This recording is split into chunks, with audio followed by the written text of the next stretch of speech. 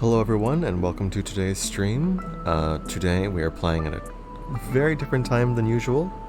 We're playing Mountain Blade 2, Bannerlord. I've been looking forward to this for a while. I've played the original Mountain Blade, which was pretty fun, but it's been quite a while. And I was never too good at the combat, so this will be interesting. It's very in-depth, I suppose, about how it deals with military fights with you being in the actual position. So it'll be interesting to see how this goes. I'm going to start up the game in a minute here, so I may as well swap over to this window. Mountain Blade 2 Bannerlord. I start this up. I just checked out the settings earlier, before starting stream. And it looks like you have a lot more characters available on the map at one time, which will be much more hectic as well, because I know it had rather large-scale battles as well. So I'm wondering how it's actually going to change compared to the original classic Mountain Blade. Well, Mountain Blade variants, because the sequel ones seemed to largely be... I never played the one with the guns, but I played the other ones, and they seem to largely be just expansions on the base game to some extent. Also, let's see how long it takes for this to actually load. And it was a bit slow before. Okay, I think it should be working now. There we go. And now it's showing up. It's quiet right now. I made a double check just to make sure my desktop audio isn't muted. And it's just... there's no audio right now in the game. But here we go. Starting up Mountain Blade. The graphical quality is a considerable change from what the original was. The original is, it very much feels like the early 2000s game that it is. But this has some high quality graphics. I haven't started anything yet, so we'll see how this actually goes. I'm just going to jump right in. I imagine there's probably some character creation. So we'll see how that goes. I recall there was also some difficulty settings in the original. I don't know how that's going to work in this. I just thought that there was like a setting for the scale of the battles. But we'll find out. Oh, there's even like an opening cutscene. Years, the Calradian Empire dominated the continent. Okay, so it's in the same setting as the original. Its armies scattered foes before. Okay, this will be interesting. Is this like a timeline sequel as well? The strongholds of proud tribes crumbled beneath its engines of war. There was a lot of war. From the forests of the north to the wastes of the south. Yes, it's been a while since I last played as well. All So was brought beneath the standard of their legions.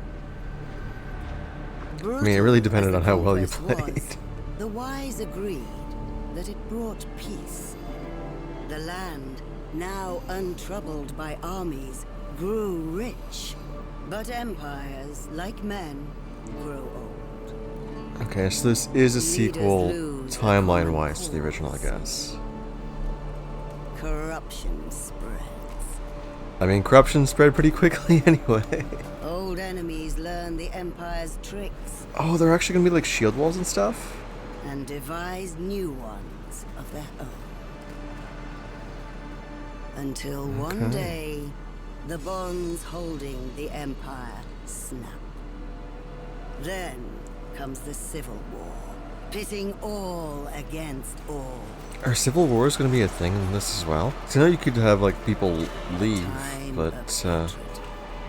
I don't know if they actually remained as A actual time of units. suffering.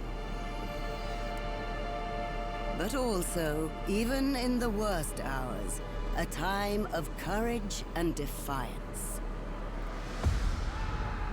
I'm waiting to see what that character creation is going to be like, or if it's even going to be included in this. Leaders arise.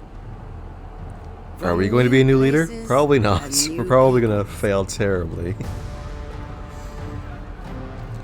Concerning to the turn combat back style of the game, I figure I'm tides going to of die a destruction. lot.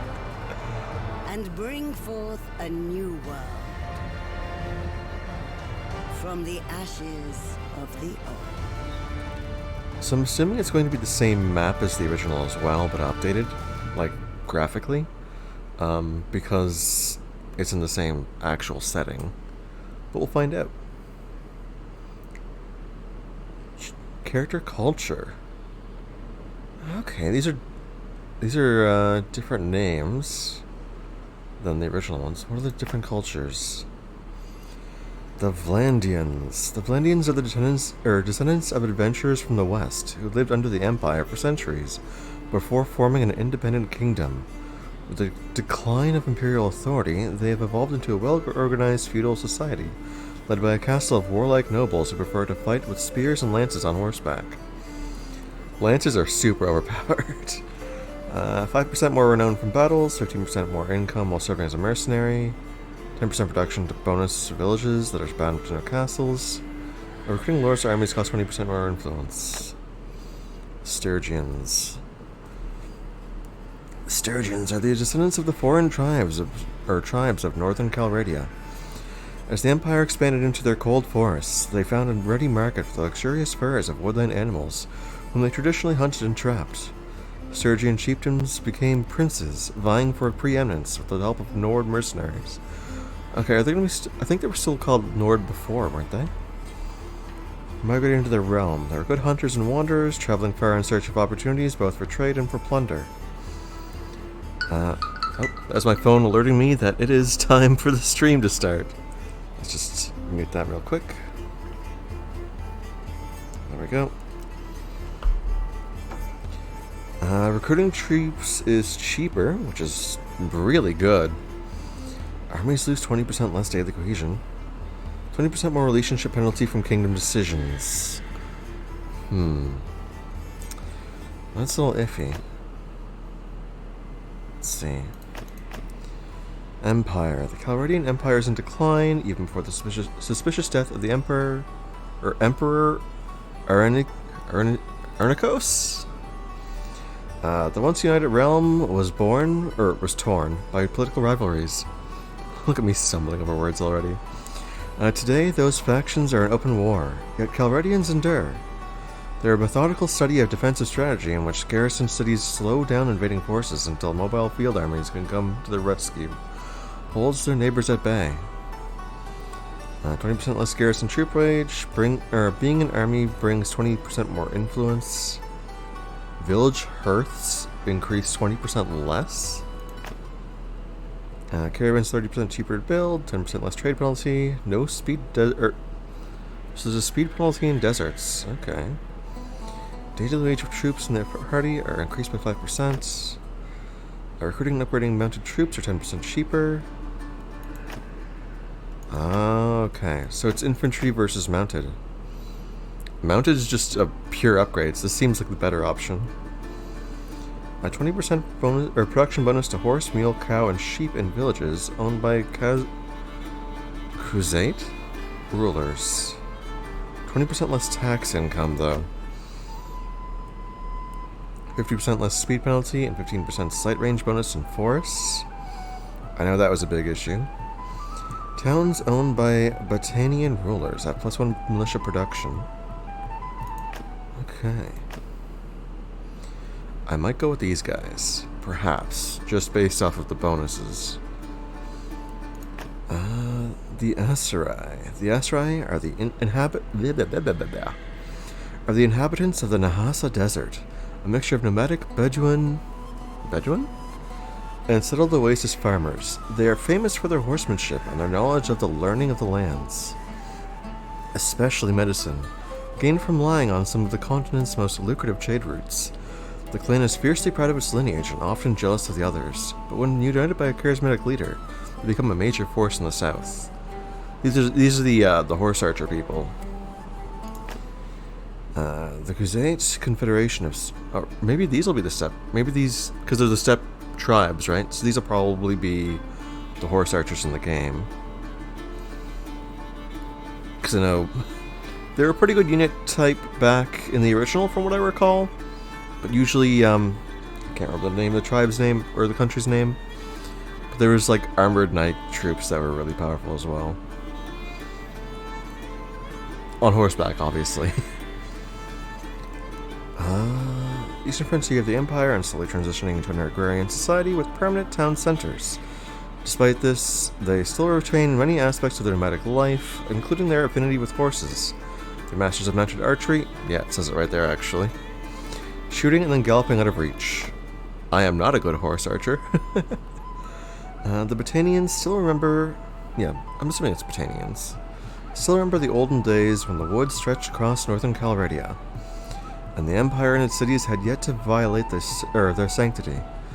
The fierce warriors remain loyal to their traditional ways. They paint their faces when going to battle, and even their noblemen prefer to fight on foot, one using great axes and two-handed swords with deadly efficiency. I'm not sure what to go with. 20% more relationship penalty from kingdom decisions. If you're just sort of taking over the entire continent, that doesn't seem like a bad thing. But also, the actual cost of troop upgrades. I'm thinking this doesn't really work out too well. Just from the tax from the income, like tax coming from towns, is 20% less. And if that's going to be your income, the 10% discount doesn't work out too well. So let's start off with decisions. Actually, I will go with the Crusades.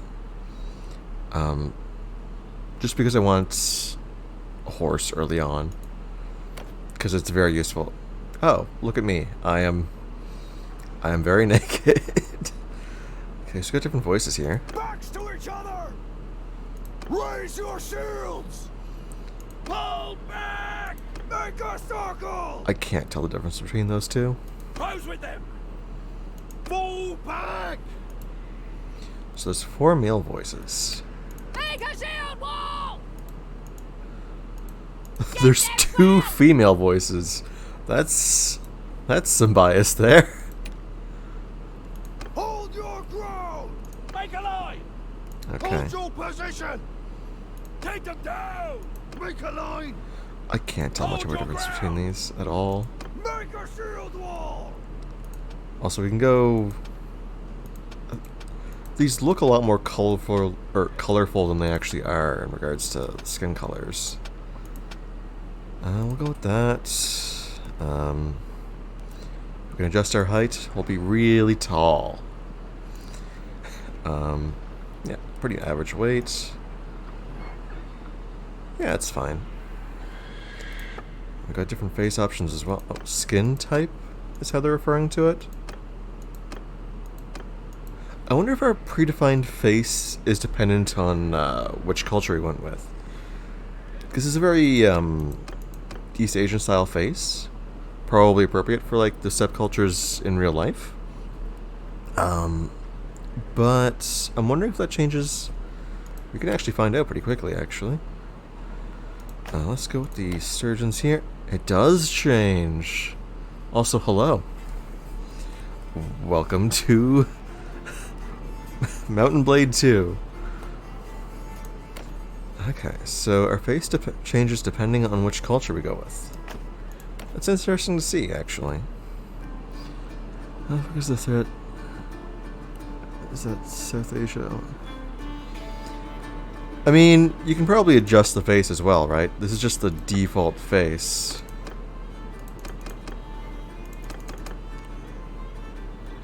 But, like, it does change depending on which culture you go with. So, here's the deserts. I'm kind of curious about what the forest tribe is. That looks like the north one, except with brown hair. This is literally just the north one, except with brown hair. Let's see what the Empire looks like then. The Empire is... yeah. I'm not sure if it's... I mean, I'm not in a position to say if it's racist or not, but I think they're just trying to go with a general look of what these cultures are kind of like in their own fictional setting. Yeah, the Empire is very British. I mean, the unit type is also very British in nature. They're like heavy armored knights. Which is probably why I should choose them. I'm not sure. The Britannians... I think these were the guys that used the shields in the original one, except they had a different name to them. I think it was Rhodox or something. It's been a while.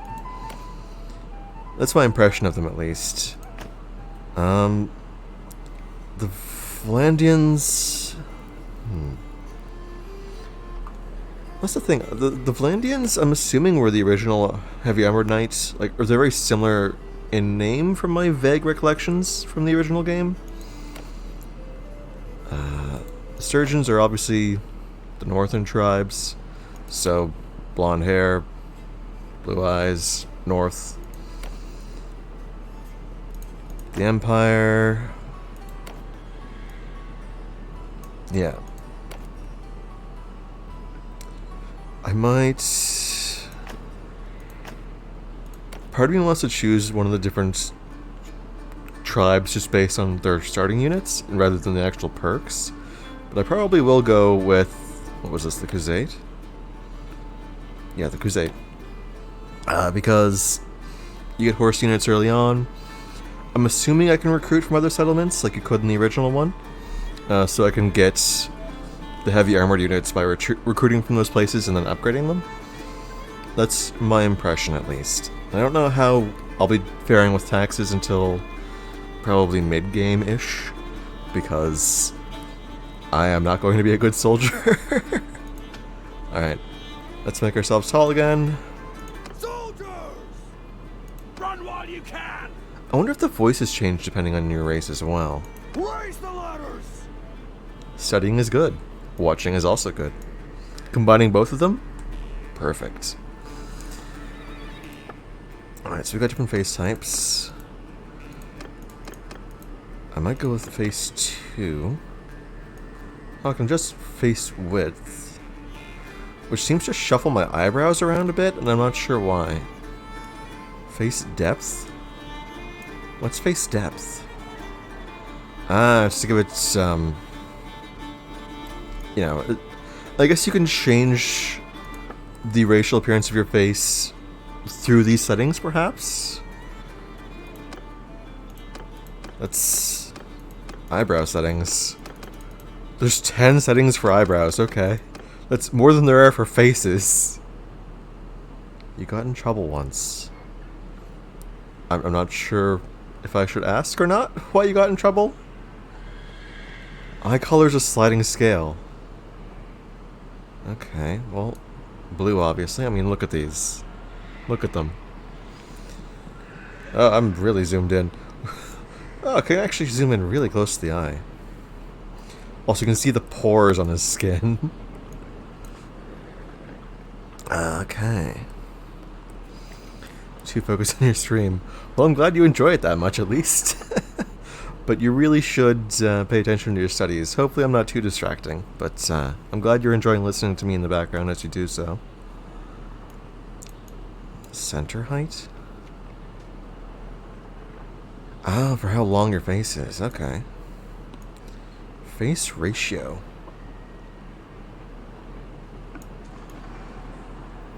Yeah, I'm glad you're enjoying the stream. Face weight. Oh, for like how gaunt or rounded your face is. Okay. Cheekbone height. Okay. Cheekbone width. I don't know what I'm doing with these sliders. I'm just sliding them back and forth until I feel like, yeah, that's fine. Face sharpness. Okay. Go with a bit sharper face, I guess. Temple width. Okay. Eye socket size? Huh. Ear shape. Just go full elven with the ears. That's what we're gonna do. Facial asymmetry. Oh, so it basically turns your face into a smirk. Looks like a Mulan character. You know, I've never actually watched Mulan. I really should. I just haven't really had an opportunity to do so, or a reason to do so yet. I really should fix that. Oh, that zoomed in again. Eyebrow depth. The shifting of, I'm guessing it's expressions, really throws off the character creation thing. Because, like, when I'm studying this, it just changes. Well, I mean, I guess it changes to a default expression, and then when I'm not sliding it, it starts doing other emotions, I guess. I genuinely can't tell what I'm adjusting here. Oh, it's okay, it's the actual brow. Move his chin. I mean, that's over in this, like, the second last setting here. Markings. Third last setting then. I thought this was like a continue button, but it's an actual thing. Brow outer height. Brow inner. Middle. Brow inner. I don't know what I'm adjusting here. Eye size. Okay. Monolid eyes. Oh, so yeah, this is how we change it to looking less East Asian and more like Western Europe, I guess. It's an odd slider. It looks like here's youngish Asian man to here's old Western European.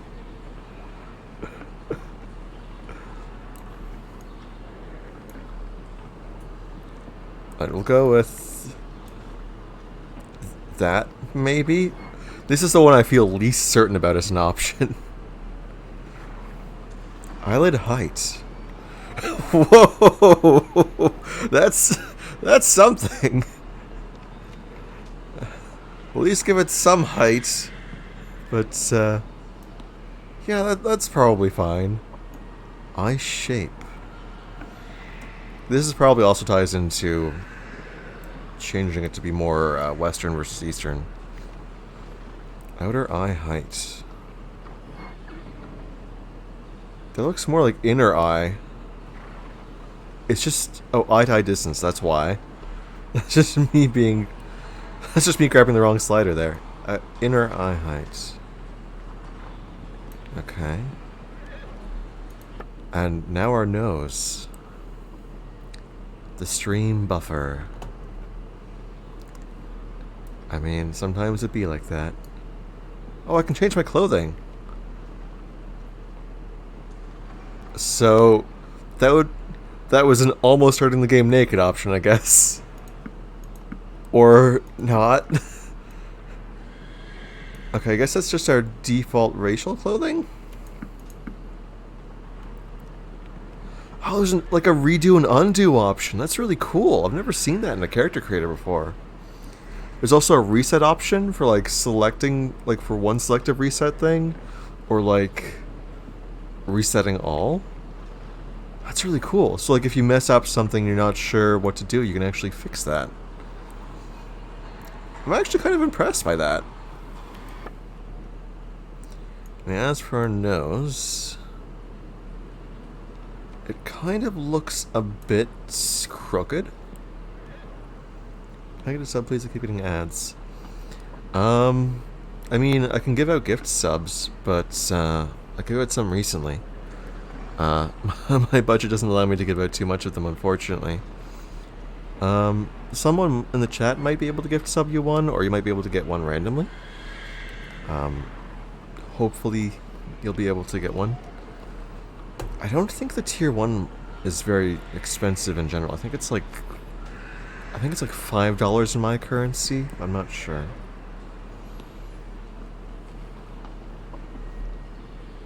You'd think it would be free for me, the streamer, but no, it's not. If only. Nose asymmetry. Okay, so I was right, it was crooked. Okay, so this is in the middle.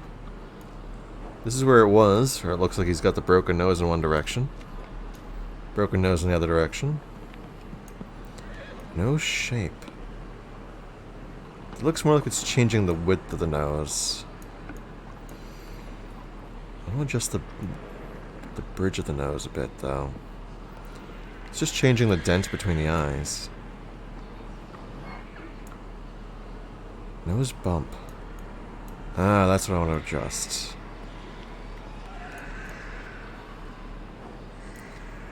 I also don't have a job. I'm currently in between jobs myself, so this is the reason why I can't sort of give away subs too freely. I'm looking for a new one, and by looking, I mean I spent last week changing my sleep schedule so that I'm awake during the day here now, and then this week it's just been me procrastinating. I'll need to fix that soon. Okay, nostril height. I don't know what I'm actually adjusting here. Just how wide it is? Okay, it's where the nostrils actually are on the face. Nostril size. He's gone very far from being his, like the, Southeast Asian appearance to looking quite a bit more Western, I guess? The nose tip. I do need to adjust that as well. Nose tip height. So this is just angling it. Nose tip height. That's fine.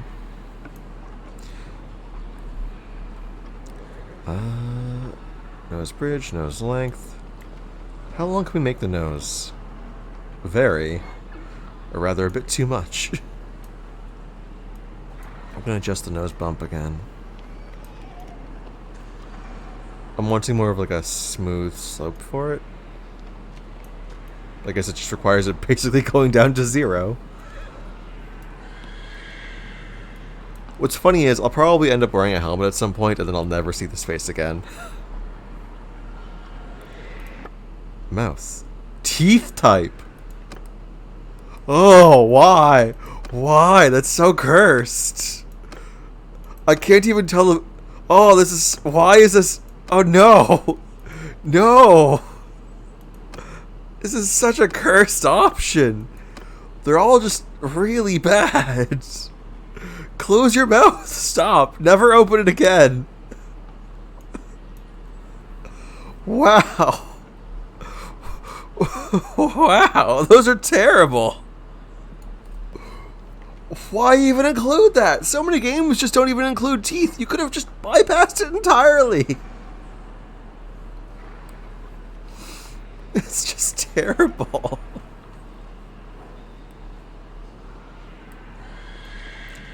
Mouth width. Okay. Mouth position. Frown versus smile.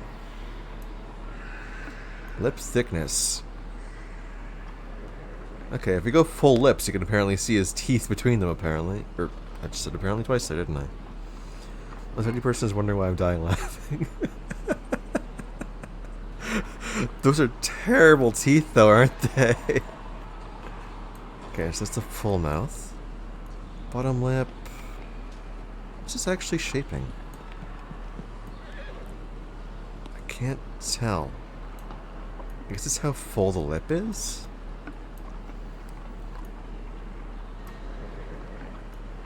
Concave versus convex. I guess it's how symmetrical lips are, top between bottom. I genuinely can barely tell. Jawline. This will be an interesting slider. The full Chad jaw. Jaw shape. Yeah, this is just, do you want to be fat or do you want to be thin? But just for your neck. Jaw height. Okay, that's in the back. Chin forward. Just full. No, that's fine. James Bond on Asian steroids. Okay, so that's the actual chin length. Also, there's a lot of like background noise that I'm just sort of catching on to now. I mean, there's the horse noises which kind of keep interrupting things there, but it's something. Right, so we got quite a few different hair options here. By quite a few different, I mean just different shades of brown. There is one blonde. Couple blonde there. Okay, let's see if we can get something close to my hair here.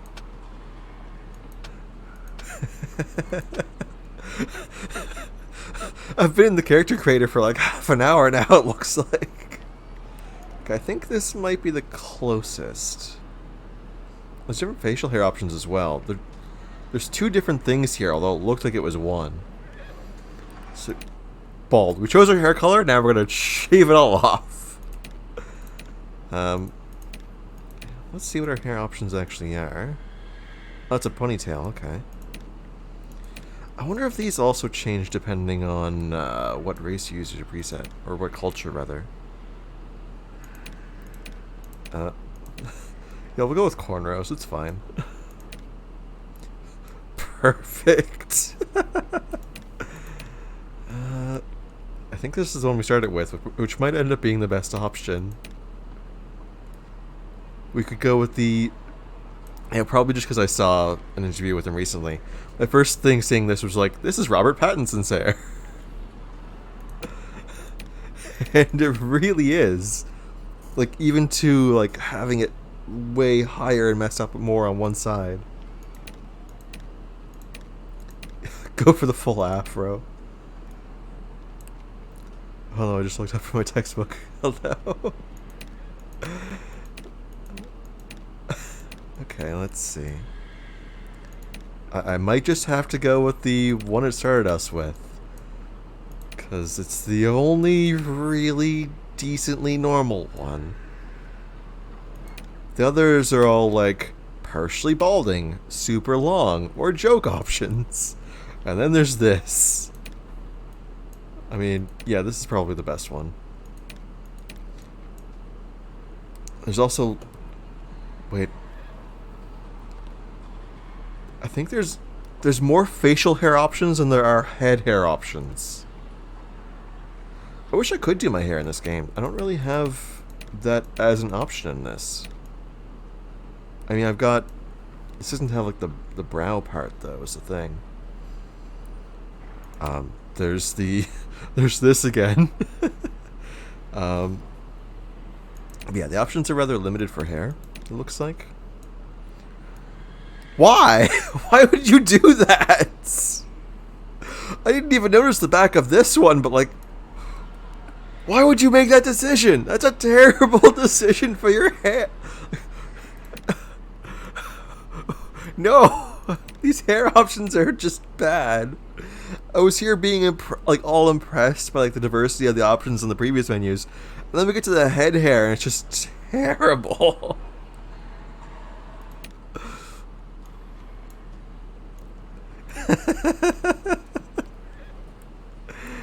Okay, we've got different facial hair options at least. We've got a lot more than head hair. This is where the true customization is. Thick sideburns is how we're going to do this, obviously. Go for the full Nordic with the dwarf-style beard. Dwarf-style beards. Sorry, there's a correction there. There's quite a few of them. Oh, they've even got like the split beard here, of course. Beards are the true endgame in this customization menu. Of course, to match this, we're going clean shaven here, but like, it's a lot. Oh, there's also the facial markings as well. I forgot about that. These are an option. Now we can do facial scarring as well. The hair physics. I mean... Well... Actually, let's check that out. rigid. The hair physics are rigid. I don't think they exist. The tail goes through the body. What tail? But no, I know what you mean. Like the from the longer hair, right? I don't think there is actual hair physics from the look of it, because it's not changing when shaking the character, at least. Yeah, no hair movement there. Phone data is dying. Do you not have Wi-Fi there? I mean, I know I relied pretty heavily on phone data myself, but I know Twitch just eats through it instantly. Do just like one dot. Oops. Okay. Facial markings. Different scars. Pock marks, of course. One that just makes you blind because you were attacked by a cat, I guess. You can't stack these either, which is interesting, because they're giving you so many scar options, you'd expect them to let you stack them. Just scars on both eyes, blind in both eyes. It's fine. I mean, that would be pretty interesting from like a roleplay perspective, your character being blind the entire time. Do the Elvish one from Lord of the Rings. Which Elvish one? I'm not sure which one that is.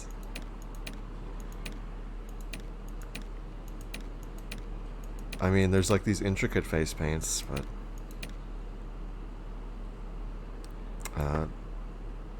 the Elvish beard, because as we all know, elves are famous for their beards.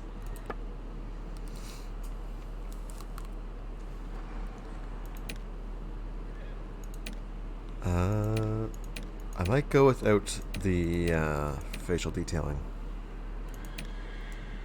Yeah, we're gonna go with this.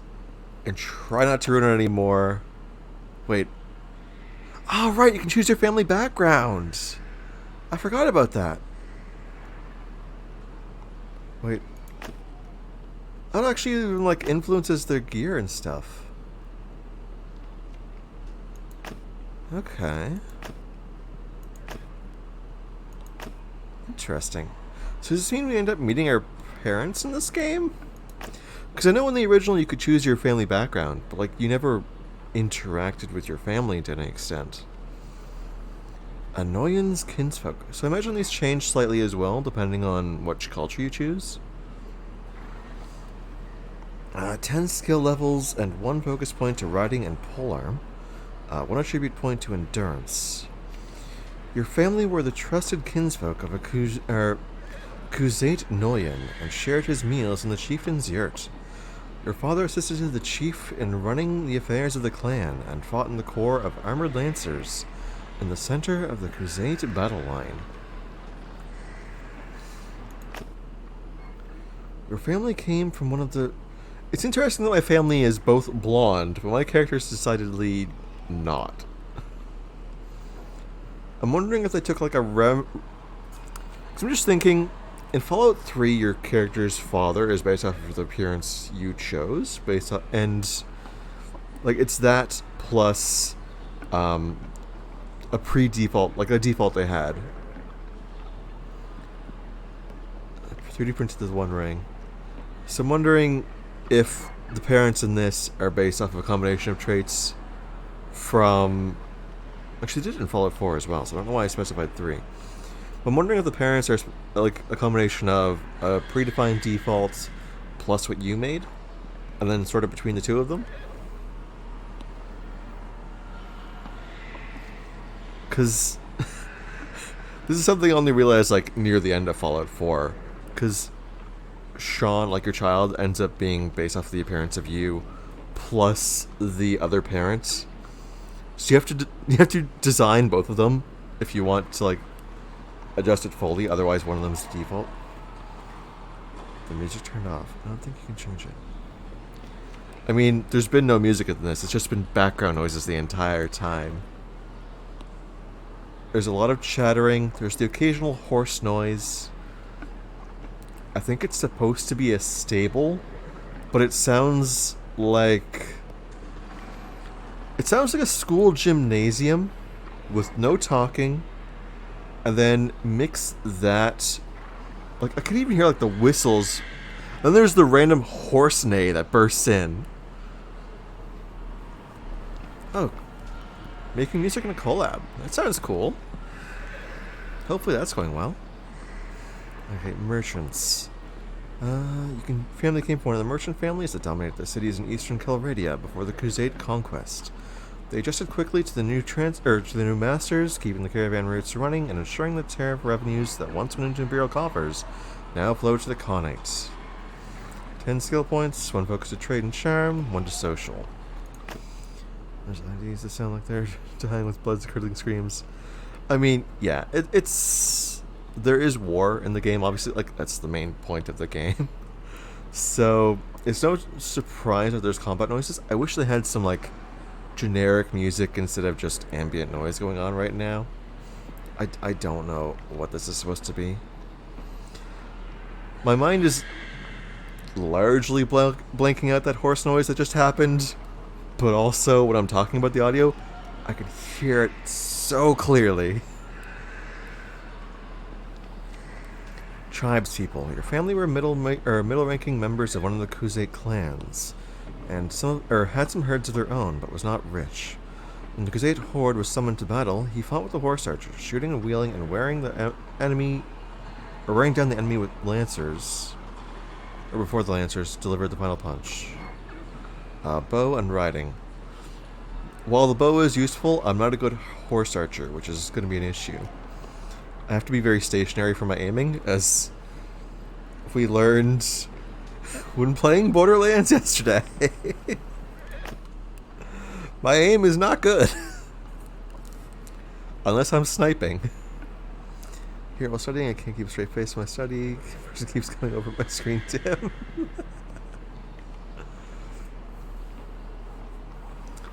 Your family tilled one of the small patches of arable land in the steppes for generations. When the Khuzates came, they ceased paying taxes to the Emperor and providing conscripts for his army, and served the Khan instead. +1 polearm and throwing. I'm not going to throw my weapon, because then you have to collect it, which is a hassle. Shamans. I was going to say for a second there, if there's magic in this game, I'm going to be very confused. Your family were guardians of the sacred traditions of the Khuzates, channeling the spirits of the wilderness and of the ancestors. They tended to the sick and dispensed wisdom, resolving disputes and providing practical advice. +1 medicine and charm, and +1 to intelligence.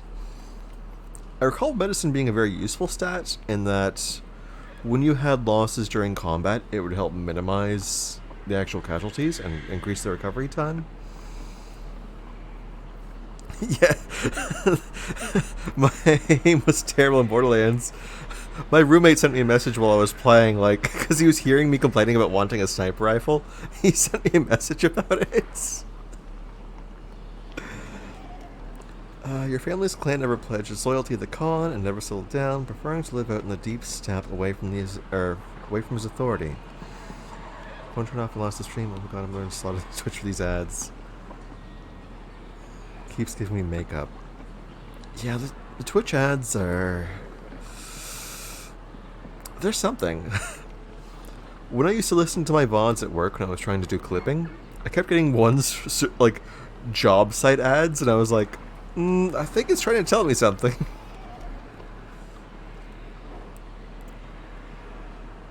Okay, there remain some of the finest trackers and scouts of the grasslands. As the ability to spot an enemy coming from move quickly as blah blah blah blah. +1 scouting and riding. So I think scouting was the ability to see enemies on the map sooner. But I'm gonna go with the Noyan, I think. Then I can increase the rest of my stats after, I assume. Yeah, pole arms are going to be really helpful. I think this is a baby version of me. This is interesting. Does my outfit change to... My pose changes. Wait, I have to check. My outfit changes depending on my parents' background. But my pose, like my... Oh, what is that smile? What? Okay, I need to zoom in on this. Just give me a second here. I need to do this. Where is it here? Nope, that's me.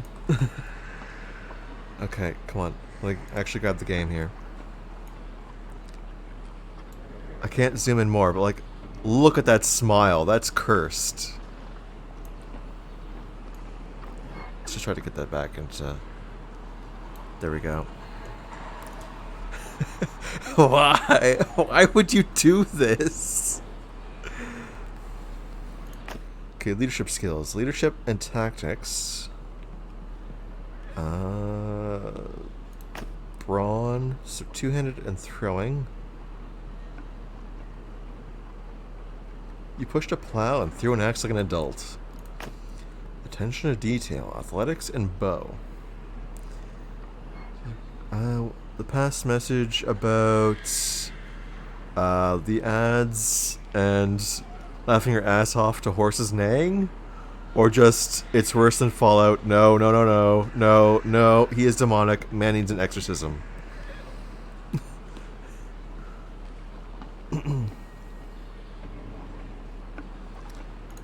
Aptitude for numbers. Engineering and trade. I recall engineering being largely for sieges. Way with people. Charm and leadership. I think leadership was the number of troops you could recruit. Ah! Oh, he's doing the smile again. No, I don't want that. Leadership and tactics or charm and leadership. Okay, I also get extra points in writing, but I don't think that's really necessary. 50 word Japanese introduction, hiragana and katakana. That's not too bad. I mean, it's not fun, but it's not too bad. Hiragana and katakana are thankfully pretty easy to write. The only issue would be using different words for it. I say as a person that took 2 years of Japanese in school, and then promptly forgot it once COVID happened, and I ended up having to not go to school anymore.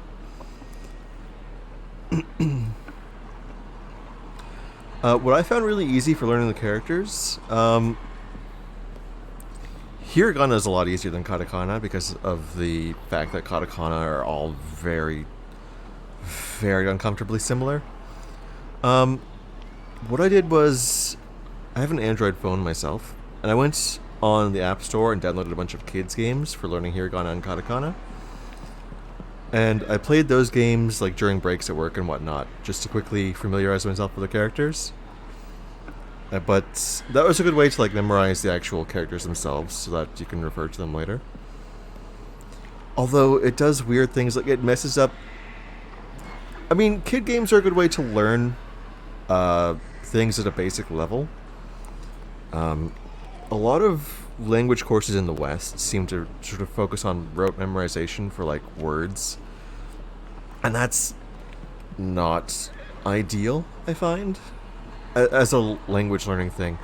I'm not good at learning languages myself, so I'm not like the best for advice for this, but kids games are very focused on like learning when you have no basis for the language to begin with. That's my impression of them, at least. So, like, children's books, children's games and stuff like that are a good way to introduce yourself to learn a language. That's generally what I've heard, and that seems to be my own experience as well, to some extent. Japanese classes just sort of killed my interest in learning the language, unfortunately.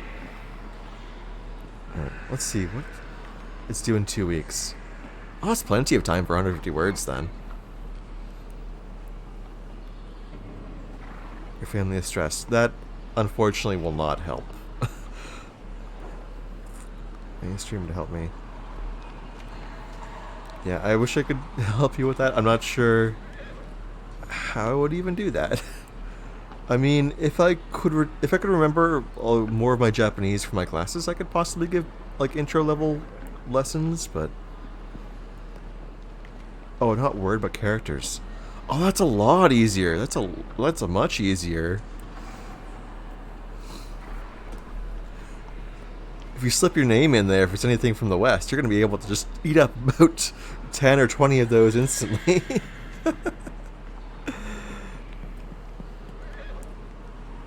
Okay, let's see. I think I will go with...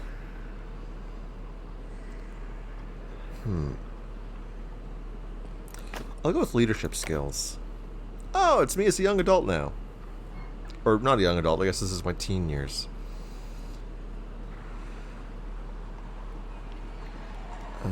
My name, my dead name is like T characters. 2. I mean, I also know what it's like to have very short names and, yeah.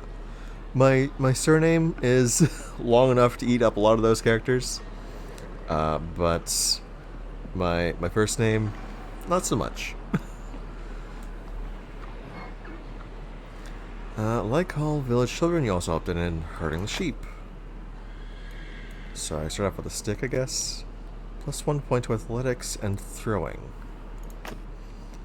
Plus 1 point to two-handed and smithing's a skill in this. Roberto, yeah, Robertsu.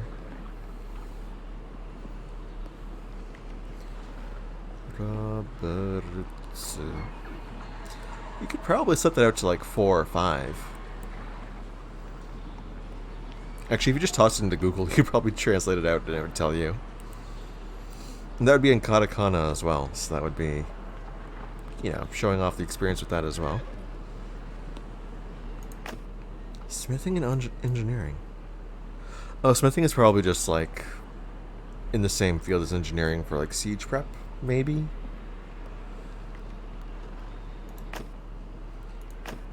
Also, I was just about to say, we don't have the cursed smile anymore, but then we got to the merchant one, and it's cursed. It's still cursed. Everything else is fine, but this is cursed. Medicine and scouting, smithing and engineering, two-handed and smithing, athletics, bow tactics. We're gonna go with gathered herbs, I guess. Now here's me as a young adult. Which is this? It does influence your default weapons. Why are you doing that cursed smile again? Is it because of the lips I chose? Is that the reason why?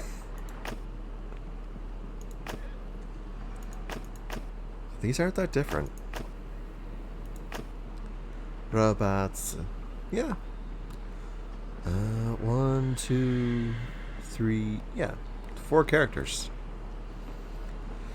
Used hiragana there, but it would be katakana. So you could actually stretch it out. You know, you could use different characters for it.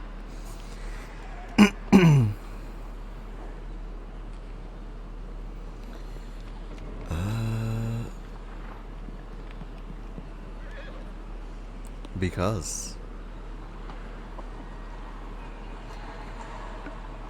Robot-san ga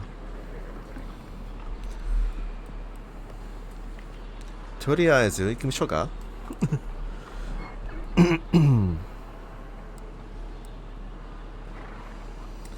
As a youngster growing up, you were a chieftain's servant, trained with cavalry. Okay, that's spear, sword, shield. Spear, sword, shield.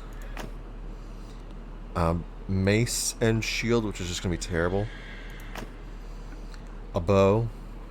I don't know what the alt weapon will be then. Sword and spear. And sword and arrows? Oh, throwing weapon. Okay. Nandesu ka? If I recall correctly, toriaezu, I don't know how to spell it, is anyway. Ikimishou is something like, let's go. And ka is obviously like, hey, anyway, shall we go? Is the impression I was trying to give. It's been a while.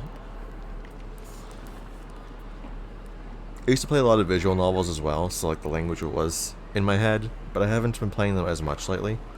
A lot of my spare time has just been playing manga or playing different games that aren't visual novels. Toriaizu. I don't recall what game it was, but there was one character that said that at the beginning of every single line, which is why, other than like konnichiwa, konbanwa, other than like the greetings, it's the first thing that got drilled in my head, and I don't think I will ever forget it.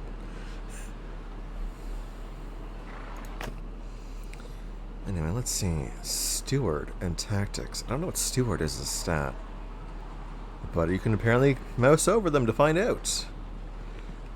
Which I should have checked for the earlier selections. Organize a group and manage logistics. It helps you run to an estate or administer a town. Increase the size of your party, or you can lead as well as... or in which serve as quartermaster. Riding a polearm. Okay. Oh, riding affects what kind of horses you can get as well. Forgot about that. Bow and engineering. Anything that was thrown with powerful forces without collapsing. It's for building structures and devices.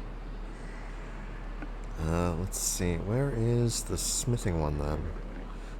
Roguery. How to forge metal, match handle the blade, turn poles, sew scales.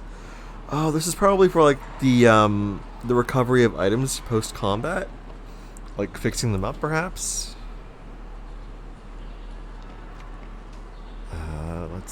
Let's see. Wrote the scouts. Don't want that. Oh, these are also increasing like my actual stats. I didn't notice that. I should have probably been paying more attention to what my actual stats are here. +1 polearm, +1 one-handed. Steward and tactics. Riding and polearm.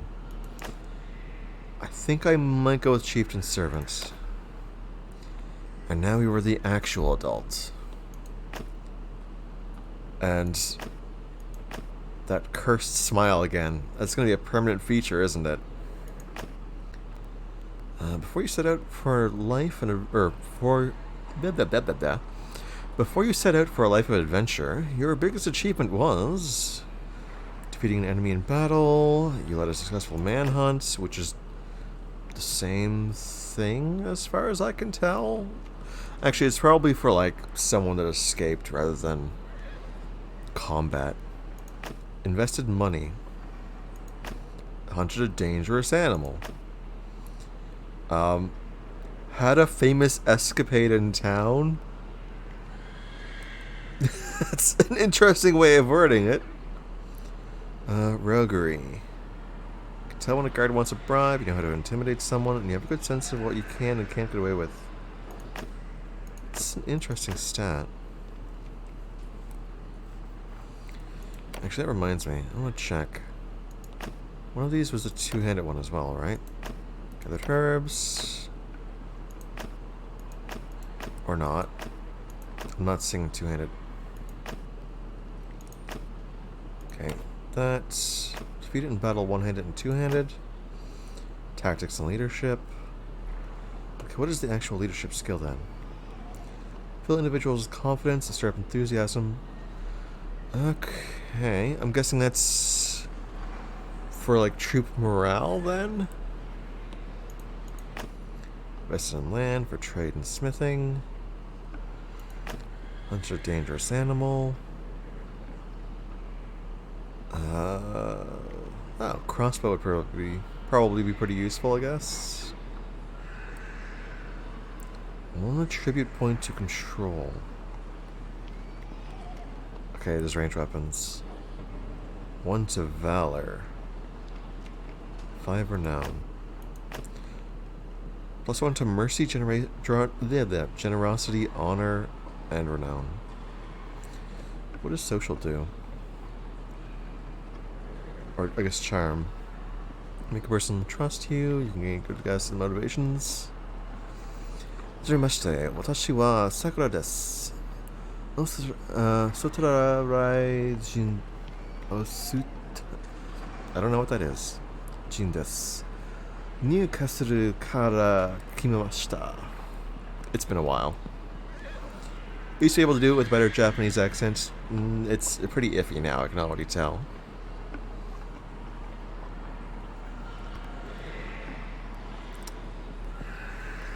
Let's see. Hajirimashite, watashi wa Railen desu. Ore wa Railen. That I really should stop doing that voice. When I try to do that, like, the gravelly voice, I'm just doing it really poorly with my throat, and it just hurts. Ore wa... Yeah, that's terrible. I could probably do it better if I was, like, standing up or something, but I'm leaning back in my chair for this, and it's not working. Oh, that was Australia. Okay. I wasn't sure why there was a hyphen there. Also Tararia.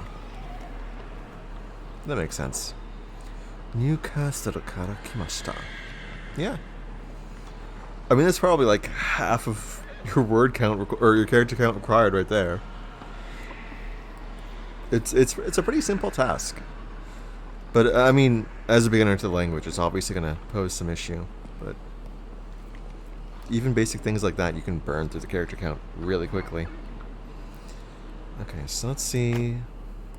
Plus 20 renown. Plus 1 valor. What is valor? What means to extend vowel?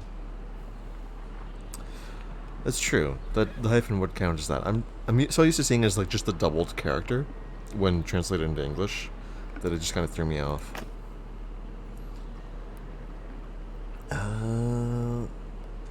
What is cunning? And why do I already have 2 points in it? Oh, it's... Okay, tactics, that's why. Ability to protect others from doing it with their plans. Judgment of how troops will perform in combat. This allows you to make a good prediction for an unauthorized... Yeah, maybe we won't. Money, trade and smithing. Polearm, crossbow. Yeah, like... Yeah, the double vowels there is what I'm used to seeing.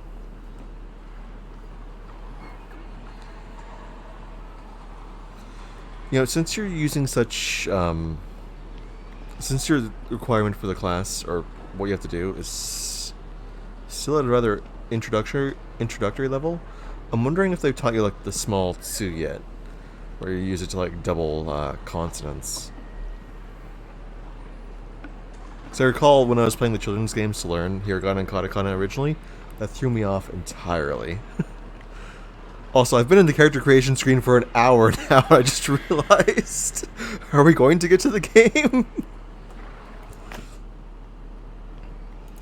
Let's see. Athletics and roguery. What's athletics? Athletics. Fitness. Yep, this is good. We'll go with Escapade in Town. There's more backstory. Okay. Like many families in Calradio, your life was appended by war. Your home was ravaged by the passage of army after army.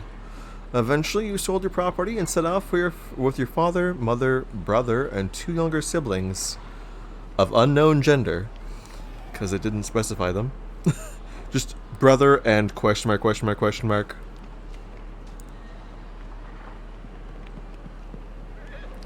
Your younger siblings to a new town you'd heard was safer, but you did not make it. I died? Along the way, the inn at which you were staying was attacked by raiders. Your parents were slain. Why did it show them earlier then? And your 2 youngest siblings were seized, but you and your brother survived because... Oh, this is gonna be my brother. He's gonna be like the sidekick guy? He's gonna be like your first troop, maybe? Subdued a raider? We're fighting! Don't know why both my arms didn't go up for that. I tried to do like an action pose, but it didn't work out. You drove them off with arrows. Why am I doing the cursed smile again? Also, I don't think I'm from this family. I don't really match. He looks like he's from those two parents earlier. I don't look like I'm from them at all. You rode off fast on a horse. I don't know why they're such like power stance poses when all they did was run. You tricked the raiders. In the confusion, you shouted that someone had found treasure in the back room. You then made your way out of the undefended entrance with your brother. You organized the travelers to break out. Subdued a raider. Joe. I think I'll go with organizing troops to get out. I can now choose my name. I'm not going to go with Onker. I'm going to go with Railen, obviously. We'll put the TV there as well. Sometimes it doesn't let you put capital letters in the middle of word or capital letters in the middle of names, but apparently it worked out here. You prepared yourself with your brother on a mission of vengeance and rescue. Here is your character. Continue blah blah blah. And it does the whole breakdown of what your different stats were. And now we're at the difficulty settings. Recruitment difficulty, I'm going to put very easy. Friendly troops, damage received. You know what? I'm going to make this super easy on myself because I am terrible at this. I can already recall the initial game and it's just... There's a reason why it's starting you off on the easiest difficulty. It's rough. There's directional attacks, so you need to like get through enemies like shielding and stuff by attacking in certain directions. And it makes combat more difficult. I recall on the harder difficulties, like single arrows will kill you. So, yeah. There's realistic levels. Which is the harder difficulty, is putting it on realistic. Here, deaths in combat. Yeah, there's a reason why it's all set to easy by default. Auto-allocate clan member perks. Iron Man mode. The true challenger. I am not. After spending an hour in character creation, I'm not choosing Iron Man mode. Not happening. Yeah, I was going to choose a more realistic option if it had started off with that, because the original one does. But since it started off on the easy difficulty, I'm taking that as a recommendation. I probably chose that because of my balanced spread of stats. It's like, you're screwed. The game's like, you're screwed. You can't do it. We know it. You know it. You're a total noob at this. We're going to make it easy on you. Brother, it's been 3 days now we've been tracking those bastards. I think we're getting close. We need to think about what happens when we catch them. How are we going to rescue our brother and sister? Are we up for a fight? The hell are we hearing in the background there? What's going on? Okay, I guess the younger siblings' names are Jatu and Alte? This looks like an old training field for the legions. Perhaps The tutorial. we can spare some time and brush up on our skills. Practice will come in handy when we catch up with the raiders. I'm remembering the original. I'm remembering losing the tutorial battle in the original. I'm remembering the game just saying, go ahead, we give up, try your best, don't die. Let's see, I'm going to run the course. Yeah, we're doing the tutorial. Oh, okay, there's a lot suddenly tossed at me here. Movement speed, that's a thing. Okay, so the left is just the breakdown of different tutorial stuff. You can leave the training field at any time by pressing tab, I guess. Don't know why I didn't just say tab. You return at any time from the campaign map. This is a different outfit than it showed in the starting screen. Why is F talk? Are you ready to leave here? No, I'm not ready. Oh, there's different training areas. Okay. Apparently shift is just zooming in. I don't know what this is functionally. Choose a weapon. They are so noisy over there. Oh, my weapons are over here. Okay. What to choose? I don't know what I'm picking up here. Okay. Sword training, sword and shield training. I guess we'll go with sword training. If I can find that. There we go. Two-handed sword. Right-click guard. Directionality based off of where you're turning. Okay. You know what? I'm better off with a sword and shield. This way I don't have to overthink it as much. Defend from the left.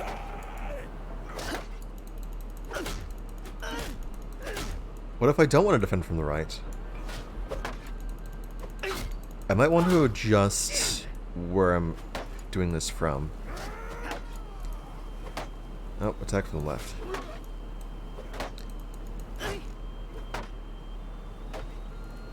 Attack from the right. Yeah, it's going based off of the angle I'm moving the mouse in, and it's really throwing me off.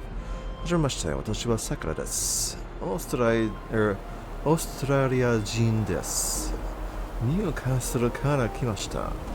16歳でトラ年です。誕生日は I mean, simple sentences like that are gonna burn through the word count or character count pretty quickly. Gotta use what you know, and you seem to be making decent progress. Okay, options. Gameplay. Control block by... I was thinking there was an inverted option, but apparently not. Invert. No? Is there no inverted option for that? It doesn't look like there is.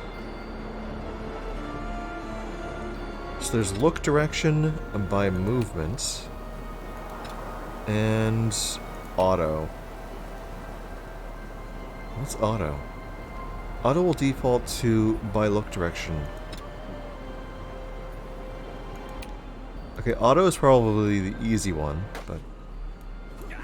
Okay. So I move the mouse to the right, it does the right. So I move the mouse to the left, it does the left. Okay, I'm attacking from the right here. Up. Down. I'm pretty rusty at reading the characters, but I probably can. It's been quite a while.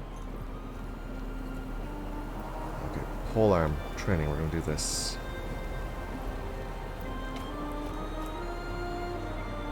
Fight will start in 2 seconds. Okay, we're doing this seriously then.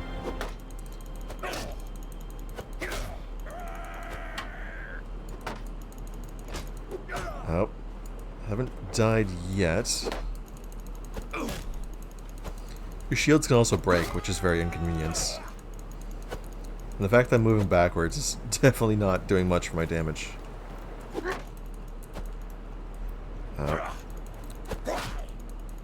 Can I defeat him? No. My health is actually pretty high. Just go down. Stay down. That was the rookie trainer. Okay. Alright. Fight will start in 3 seconds. Let's... Okay, can we... Smash. Smash. At least it fully healed me.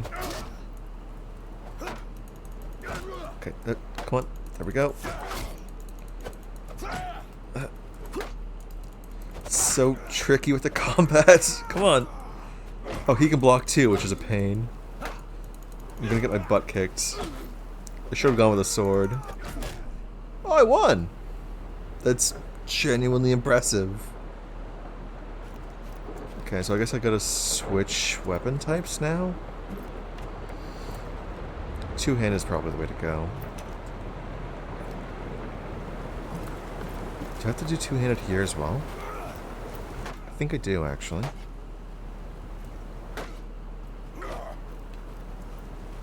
Alright, let's do this. Defend from the left. Nope, that's the attack. Defend from right. Defend up. Defend down. Okay, I'll attack from left. Attack from right. Nope. Right. Up. Down. And then grab another two-handed sword, I guess. Rookie training time. Let me fight. At least I get to start off attacking early on. Gives me some prep time. Just smashing up with the two-handed sword. Come on. Let's do this. Who needs to defend when you can just keep smashing? Actually, two-handed is probably the way to go for ground combat. Let's try the sword and shield anyway, just to see how it compares.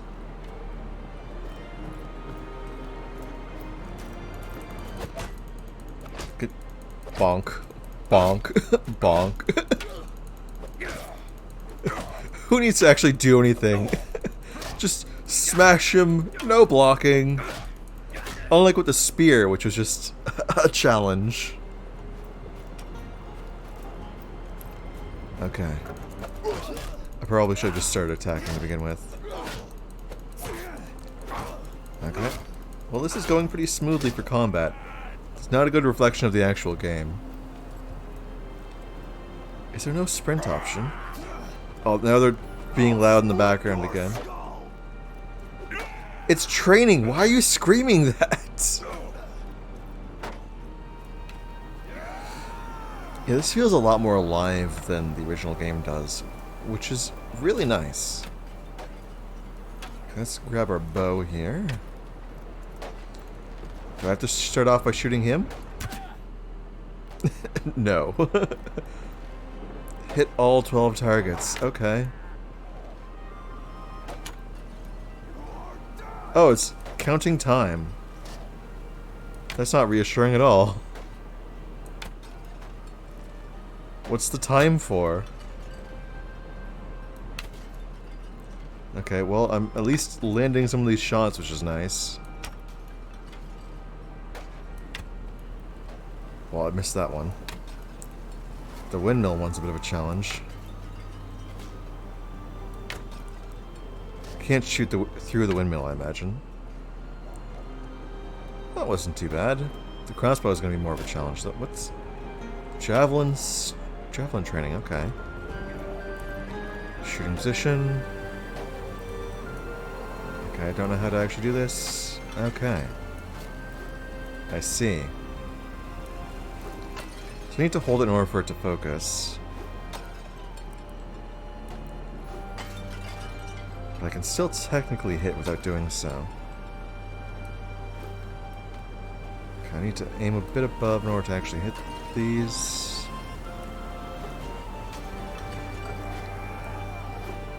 I don't know why this music's reminding me of Final Fantasy XI right now. Okay, can we hit? There we go. Wait, there's two more? Oh, they're hidden behind the windmill, okay. Oh, that actually worked. Where's the crossbow at? Not there. Oh, here it is, okay. Crossbows, like in real life, have slow reloading speeds. Oh. And also it gives you that whole waiting to fire thing. I guess the plus side is the stamina probably doesn't burn out like it does with the bow. Because as you can see from my aiming thing here, with the bow earlier, it was... Well, that was a wide shot. The bow would focus in and then zoom out again. But I think the crossbow just stays focused in. But the aiming is just kind of a little wonky. But that's also my fault, because I'm a bad shot, apparently.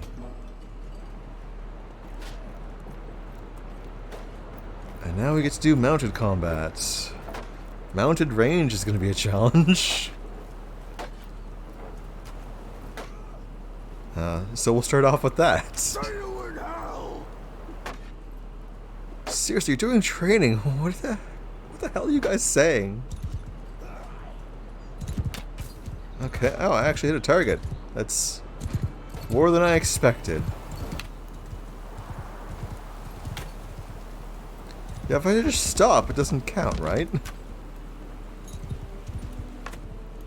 Oh, I just missed both of those shots. Great. Did that count? Finish the track and hit as many targets as you can. Okay, so I should hold off on pulling the arrows back until I'm close to the target. This is kind of working. Oh, come on. There we go. Oh wow, this is genuinely going more smoothly than I expected. Oh, that's a sneaky one. Missed that shot. Oh, another sneaky one. That one off in the distance. And I missed. Okay. We've got 4 arrows left, and I can see 3 targets already. This isn't gonna go well. Oh, that one's hiding in the... Okay. I can see I've already burned through way too many arrows. Oh, it refreshed. Okay. I'm clearly aiming over there. Why is it not... I need to turn the horse entirely, huh? Okay. My accuracy wasn't that bad. Okay, Z to dismount or F while looking at it. Sword one's a little bit more funny. I just kicked my horse by accident. Just let me on the horse. Just let me on the horse. Why is that guy on the... Whatever. Finish the track and hit as many targets as you can. There's 1. There's 2. At least I can wind... How did I miss that? I literally bonked the thing.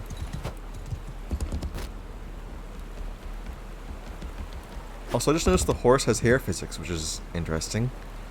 Because I recall in the character creation, I did not. Okay, I can zoom in. I'm not sure what functionality that's supposed to actually have. Aside from maybe archery. Oh, I have to do a downward swing on that, don't I? Or I could stab it. Just bonking into everything with the horse.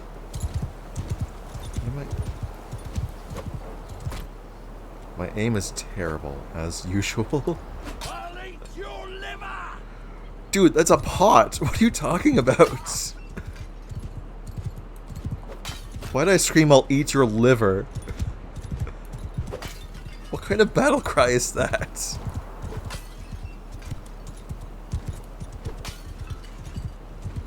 Oh, stabbing this time. Oh, slash. Slash again.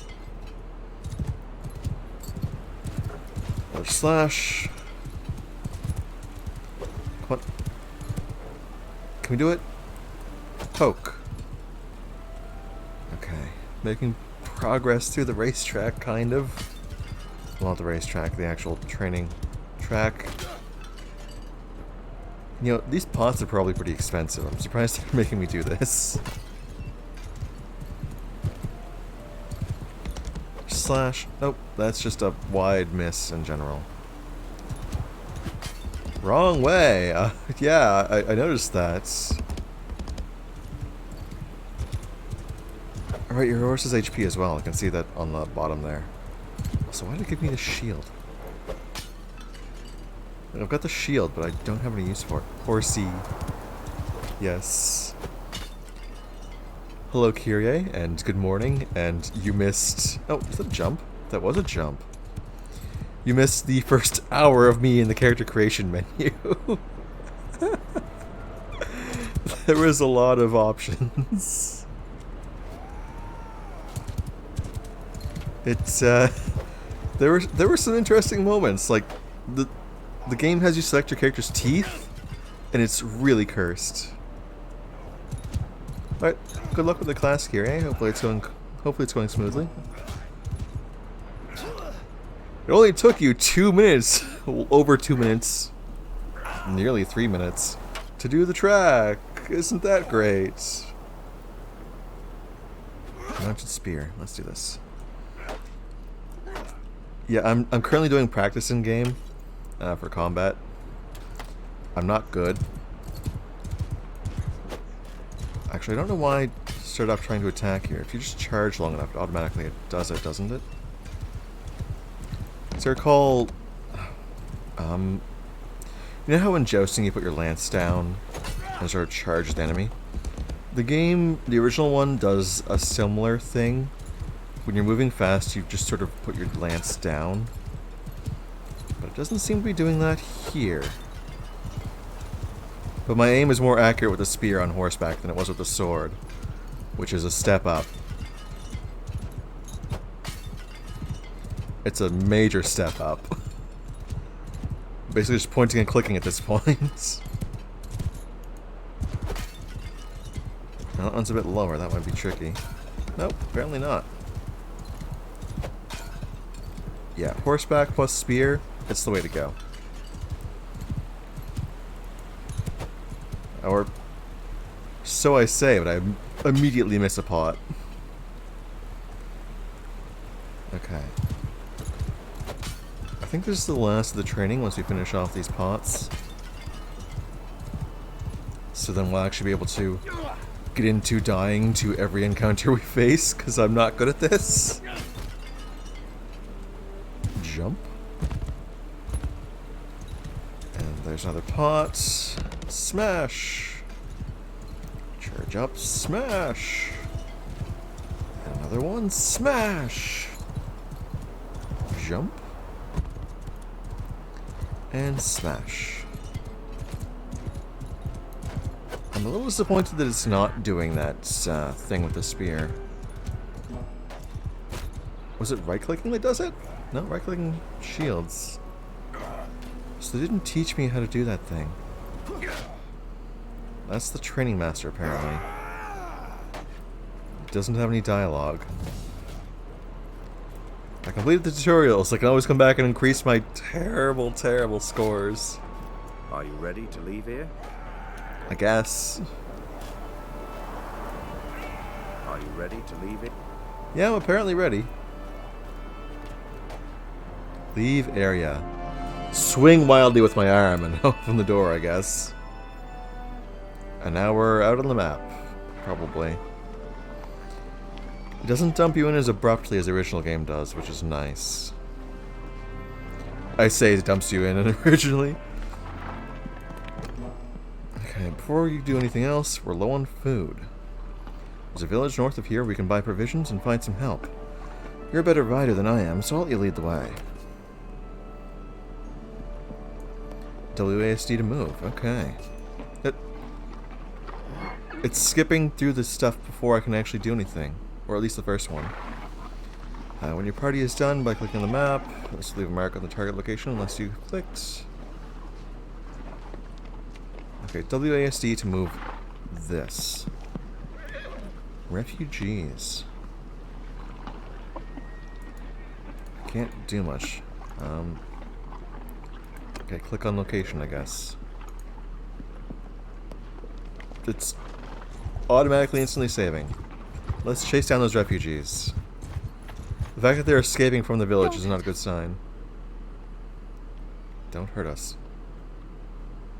We're hunting a group of raiders who took our brother and sister. Aye, those devils. They raided our village.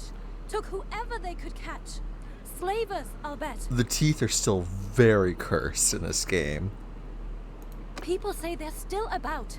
We're sleeping in the woods, not going back until they're gone. You hunt them down and kill everyone, you hear? Heaven protect you. Heaven guide your swords. Yeah, there's only 2 of us. I think we're screwed.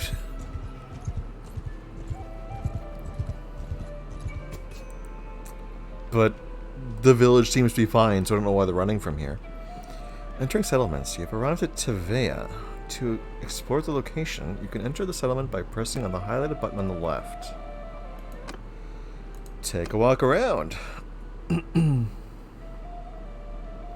Sometimes when you entered village in the original one, you'd get random events of like attacking someone or something. I think like bandit attacks and stuff. I'm wondering if this is going to open with that. Well, we're here, I guess. So, we need food, and after that, maybe some men to come with us.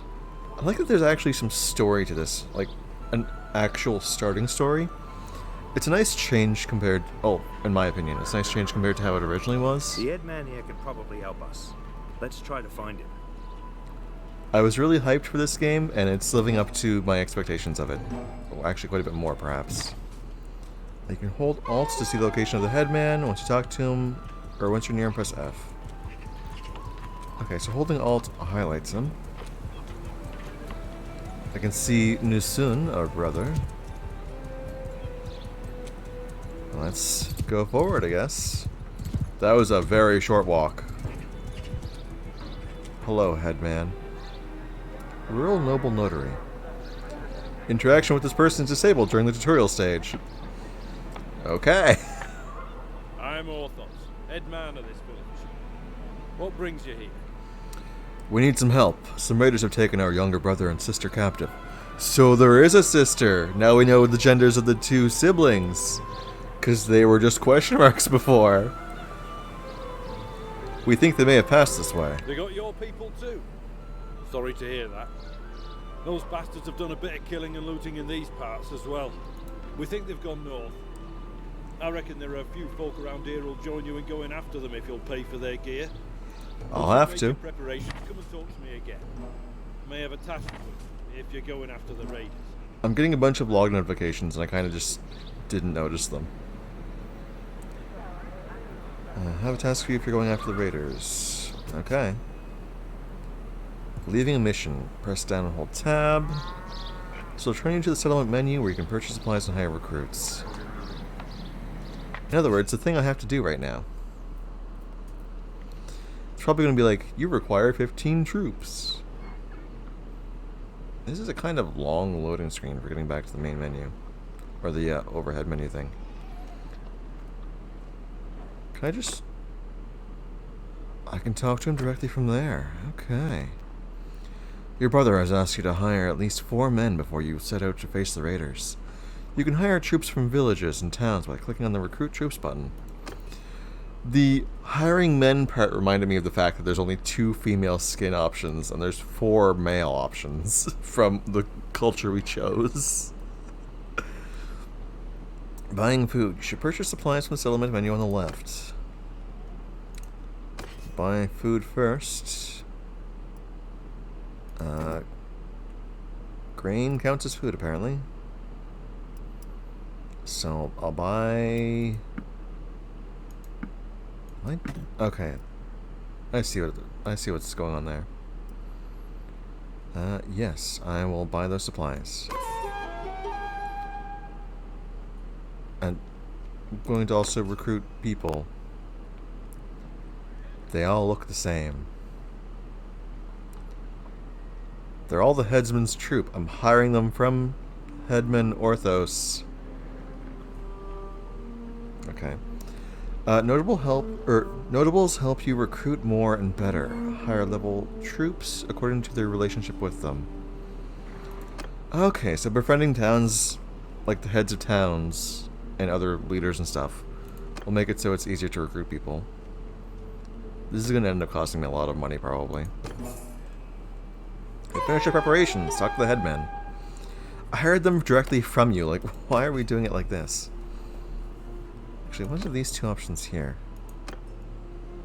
Militia of Tevea and my party.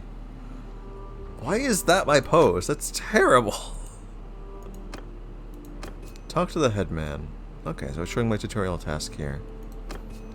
Do the visiting thing. We'll visit him, alright. Let's see this head of Tevea.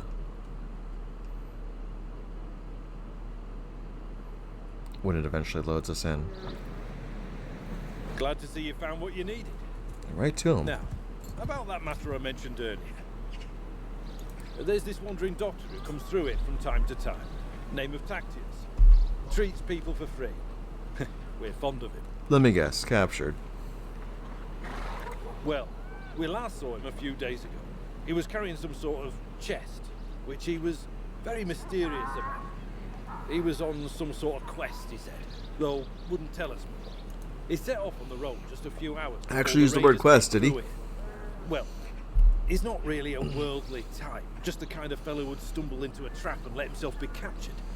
Oh, I'm worried that's about exactly him. what happened, isn't it? If you can keep an eye out for him, this Tactius would be very grateful. Maybe if he's alive and well, he'll tell you a little more about his quest. Well, I guess we're gonna do that then.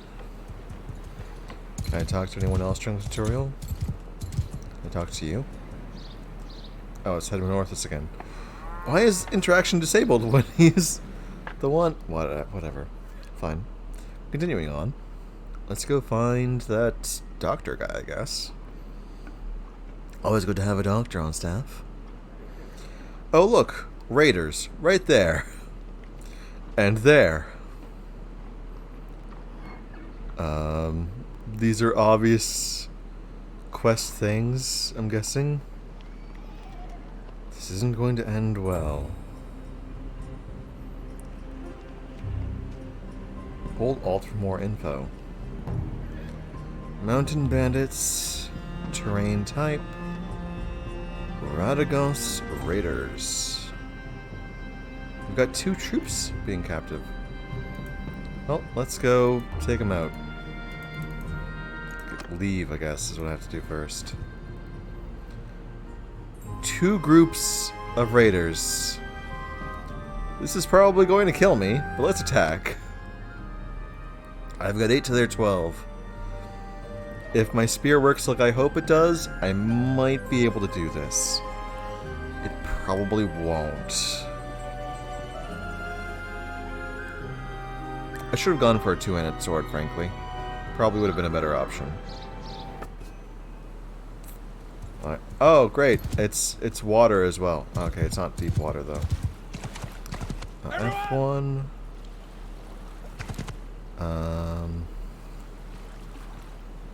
I don't know what to choose here. F1. F3. Okay, I don't know what to choose with these commands. You can tell you when to charge by opening movement menus with F1 and choosing charge with F3.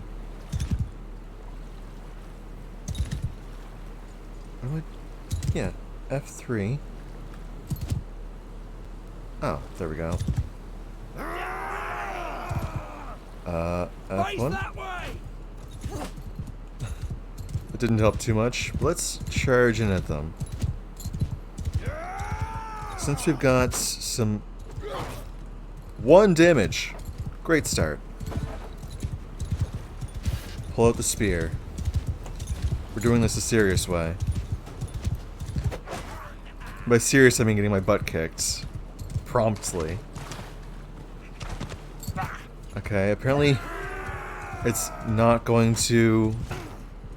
Oh, look, 1 damage. I'm better off just literally walking into these guys. F3. Where's the option to charge?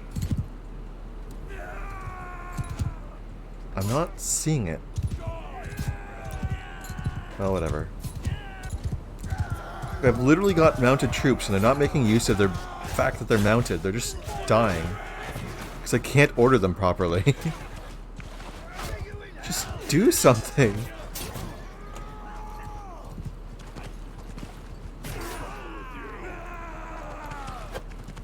Okay. Well, my troops are all probably going to die to this, but whatever. that worked. I see most of my troops are already dead. It's just me right now. But I've taken out, I think, 2 of these guys. That's progress.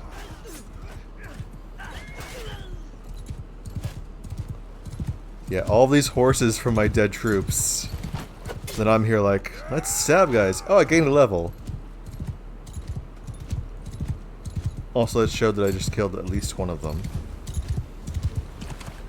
I really need to take some time to check out where on that menu charge is. It's probably F1. No, F1. What is this? Oh, there it is. There's charge, finally. Only took for my last guy to die. It's all up to me now. I am the only one that can turn this around. Luckily I'm on horseback, which means I can actually do stuff. Unlike these guys who are just chasing after me. I need to get some distance from them. Okay, kind of janky there for a second. Turn to face them. Stab. I at least did decent damage to one of them. The others all took 1. Good thing they don't have anything to throw at me. Die, you bastard! Okay. I probably would be better off with the sword at this point, but... Stabby stabby! How have they not died to my spear yet? That aim was terrible on my part. Come on. Fine, we'll get more distance then. And turn again with a very, very wide turn. Oh, my horse is dead. Run, run, get another horse. Come on. We can do this. Come on! We can do this. Get the horse. No, I can't. I can't have another horse. Come on, come on. Yes! Yes! I might be able to survive now. Even with all my other troops dead. Come on! Good. There's another one of theirs dead. At least my troops apparently managed to take down several of them. Or it was mostly just me. I should not have gone into the water. I should not have gone into the water. Okay, get more distance. Get more distance, turn around again. Once they're out of the water here. Oh, the turning on this horse is better than mine, I think. Okay, I didn't kill one of them there, but I probably came pretty close to it. Nope. Not quite yet. Come on. Okay, more distance, more distance. I don't think it shows well on stream, but I'm like leaning into this in real life. Okay. Oh, that didn't kill one there, apparently. I'm pretty close to being knocked out myself, so this is going to be a narrow victory. If I win at all. What? Okay, can't turn to face them. More distance. Turn. Stab. Okay.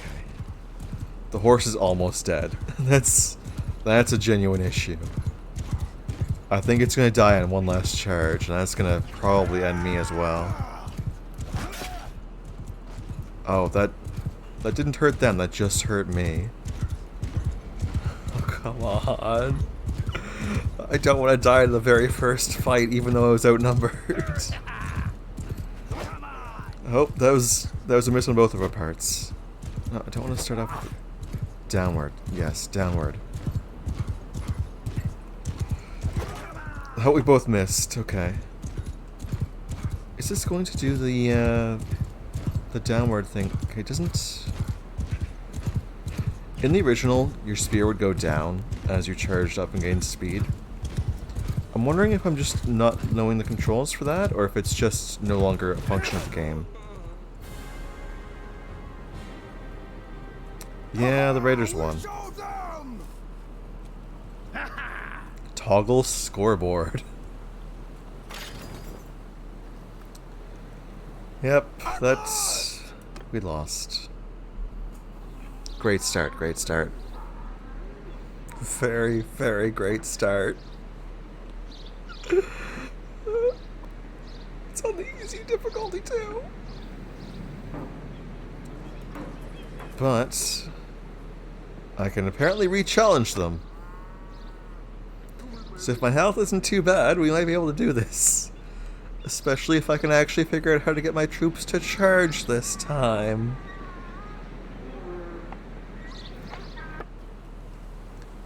F1. F3. Attack! Nope. That's not the one I wanted to press. Nope. Line F1. up! Attack! F3. Troops! No, let's... pull out the spear, pull out the spear.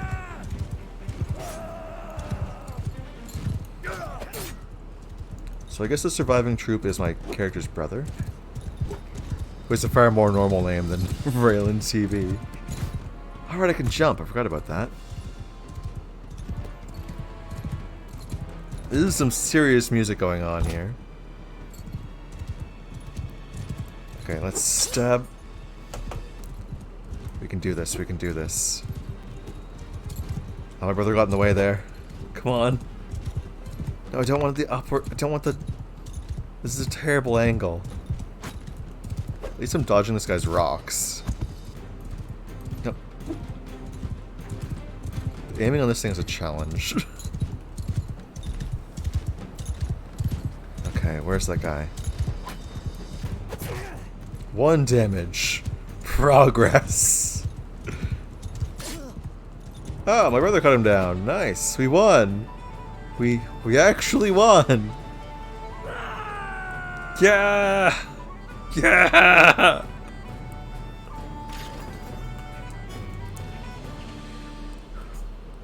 You know, I'm seeing the crest there for our side. That I want to say elk. I recall being able to customize your flag in the original. I'm not sure if that's my memory being faulty or not.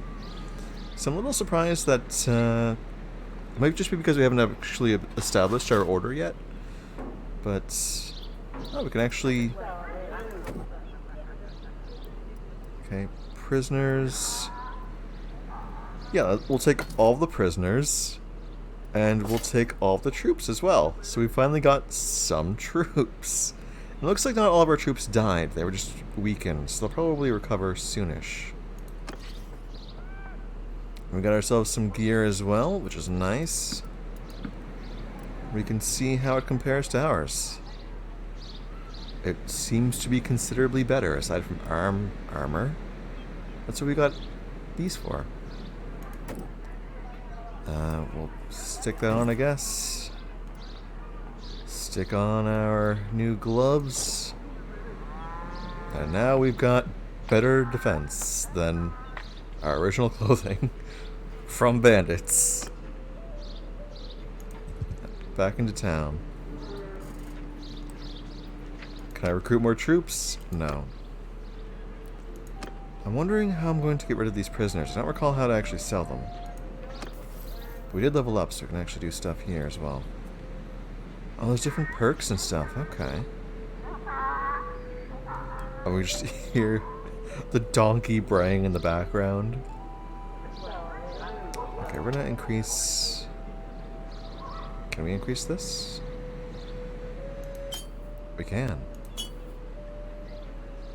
How many points do I have to burn into this? Just the 2? Apparently, it was... Okay, there's a reset option. Cavalry pikemen.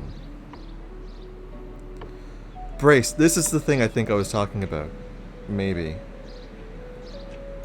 So we'll increase that a bit. It also goes up naturally on its own, it seems. Clan Leonipardes. Also, I see more raiders.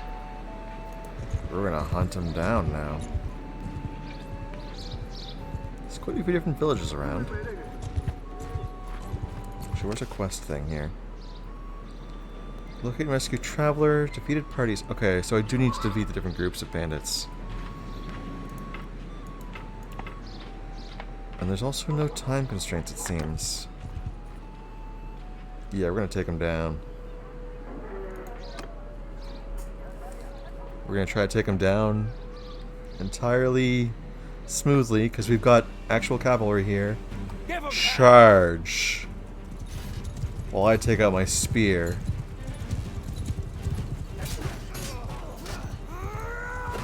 Yeah, that's how it should be. My cavalry shouldn't be standing around dying instantly. They should be actually charging.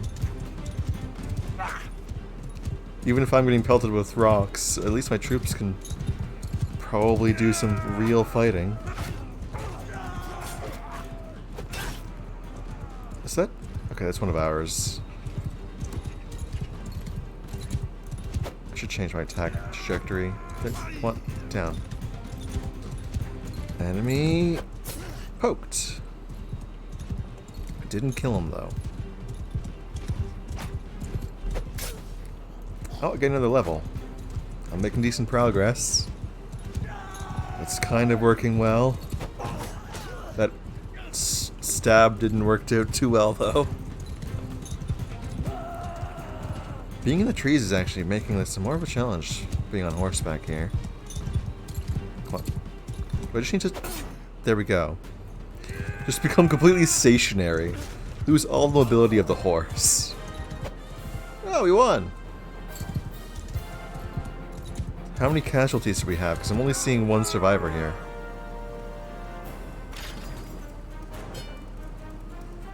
Okay,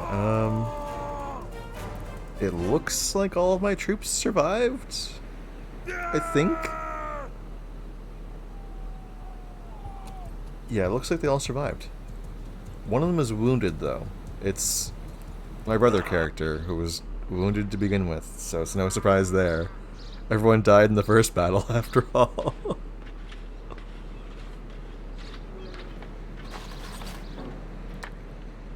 Alright. We've got enough slots for these two last prisoners. And we can recruit these two new troops as well. And we got ourselves some more clothing that is just blatantly better, although heavier. And we also got ourselves some boots. So we'll grab all those. Which of these is the best? These, obviously. Armor tier. There's armor tiers? Apparently... I can switch between my horse and me as the focus point here. So I'm guessing I can armor my horse? Oh, saddle type, I can. Okay. You rescue several prisoners that the raiders have been dragging along. They look parched and exhausted. You give them a bit of water and bread, and after a short while, one staggers to his feet and comes over to you. I don't know who you are, but I'm in your debt. These brigands would have marched us to our deaths. His arms are clipping through his scarf. My name's Tactios. I'm a doctor by trade. I was on, well, a bit of a quest. He really did use the word quest. I'm not really made for this kind of thing. Yeah, I don't think so. I mean, you've got no hands here. I was with Kind of a makes it a caravan, challenge. and they just came out of the brush. We were surrounded and outnumbered, so we gave up. I figured they'd keep us alive, if just for the ransom. But then they started flogging us along. You know, I'm the not in a top position to speed say without this, any water. but I think he I was just mispronounced about ready to outnumbered. drop. I could feel the signs of heat stroke creeping up, and I told them, but they just flogged me more. Yeah, I If don't your think they'd group care. Come along. Maybe I have a way to thank you properly. We're looking for 2 children captured by the raiders. Can you tell us anything? I'm afraid I haven't seen any children. But after our caravan was attacked, the chief of the raiders, the one they call Radagos, took and rode off with our more valuable belongings, including a chest that I had. He seemed to be controlling more than one band around this area. Yeah, I just took out 3 of them. If it's your kin, then I think he'd be the one to know. It's probably the guy I'm after. And since I have nothing of value left to repay your help, I'll tell you this. If you do catch up with and defeat that ruffian, you may be able to recover my chest. It contains a valuable ornament, which I was told could be of great value if you knew where to sell it.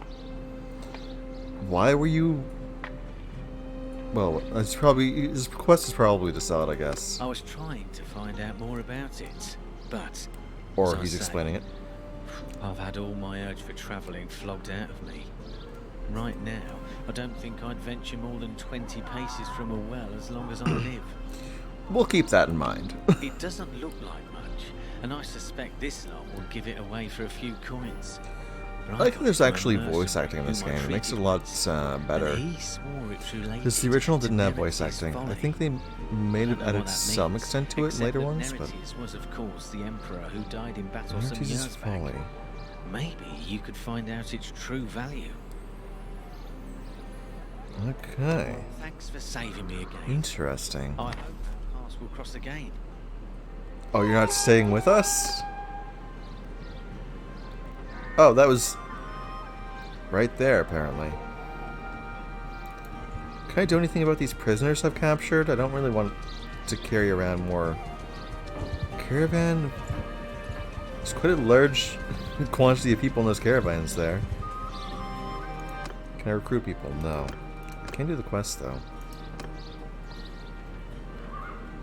Was one of them saying deliver the herd? What? Yeah, we'll visit the guy anyway.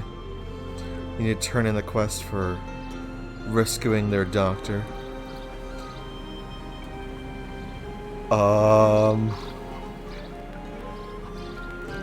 It's a very dopey grin he's got on. But also interaction with him is disabled during the tutorial, so there wasn't much reason to come here.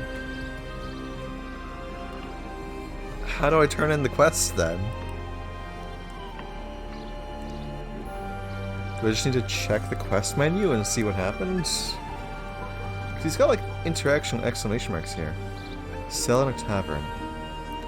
I mean, that probably does make sense, getting rid of my prisoners in a tavern. I think that's how it was in the original as well. My memory's pretty vague. The only issue is, I don't see any... Oh, there's a major city there, and a major city there. So if I head north or south a bit,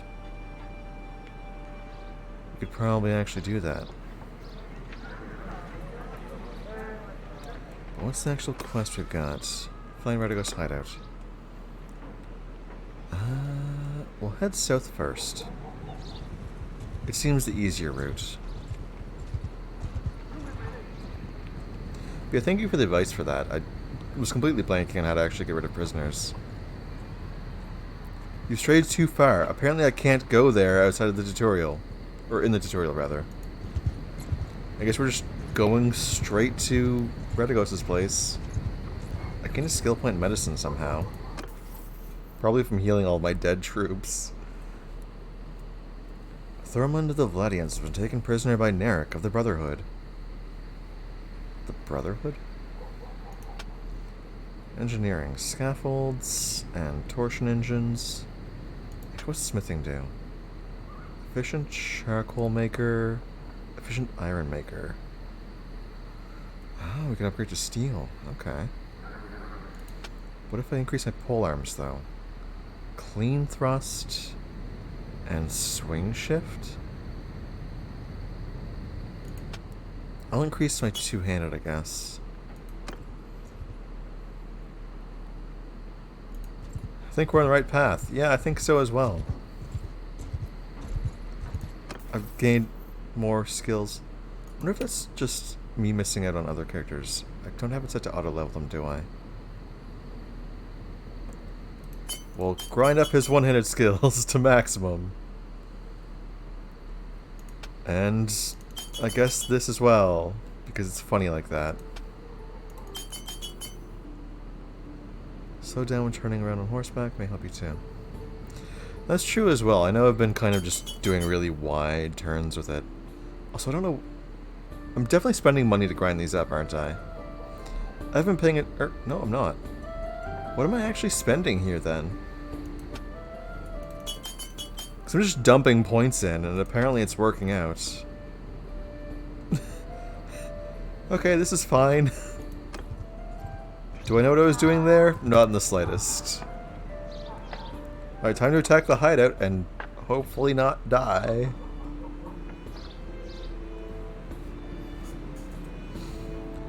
Also need to actually get my troops to charge, because they'll... Just the stupid reason they died originally was just... Oh, order my troops to follow. Okay. Oh, we're all on foot. Skill points. Yeah, I know it was burning skill points. I just wasn't sure how many he had, because I wasn't seeing what the actual amount was. Where are we going here? We're just scouting out the base? I should have spec'd a bit more into one-handed weapons when I was doing. It's this, isn't it? Okay. Or maybe not. The music just changed, I don't know why.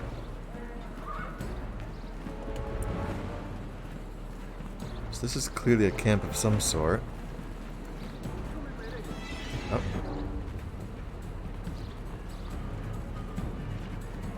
I'm hearing voices, but I don't know where from. And that donkey noise. Why is that donkey noise still here? Okay, that seems like it's probably their camp there. The donkey noise is everywhere, yes. Okay, I don't want to get too far ahead of my troops here.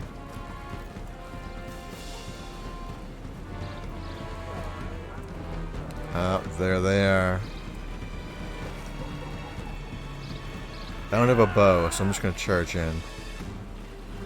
Like a complete dunce. Clearly the donkey noise is just the noise he makes.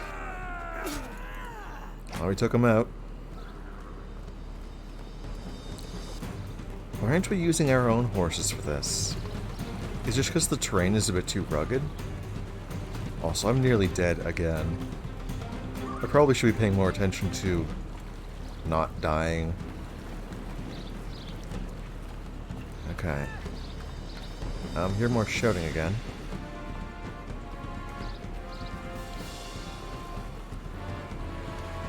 How far do we have to go? Oh, there's another one.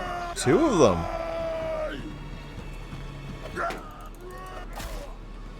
Oh, come on. Oh, we took down one of them. Or two of them, rather.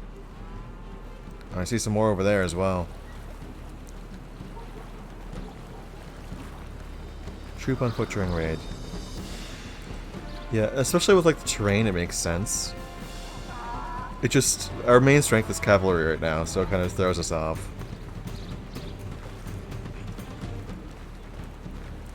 That guy is not paying attention to us at all. But he's dead. Oh, I see more of them. I wonder how far back this goes, because it looks like it goes on for a while.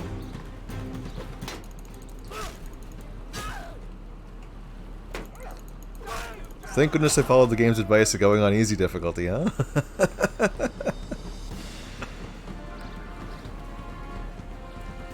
Oh, there's some more there as well. I'm kind of surprised none of my troops have just casually died yet. As they are wont to do.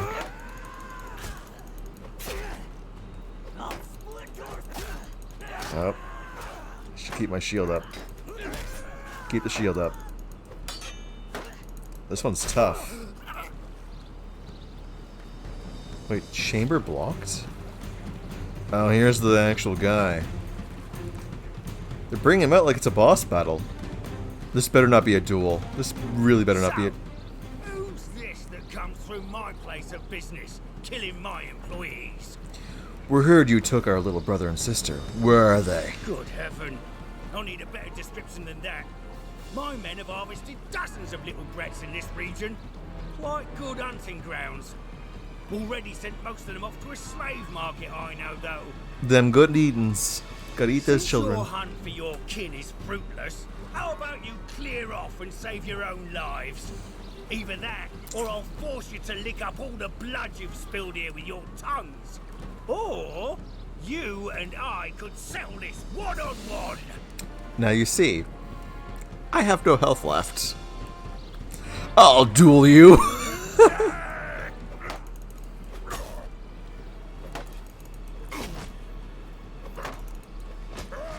Nope. Are we gonna win? No. We're gonna have to do that again. After I recover a bit.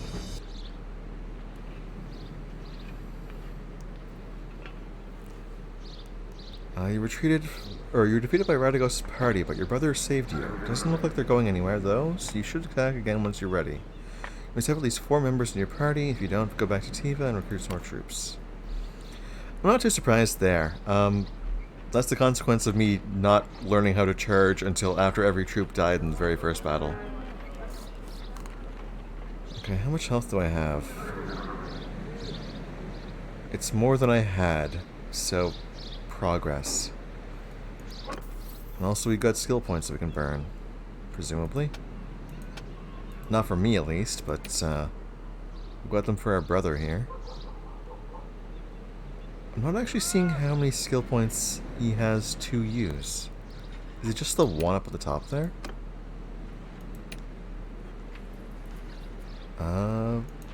Well, whatever. We're gonna give him... No, we can't actually give him any skill. Oh, we just picked an actual specialty form. Okay.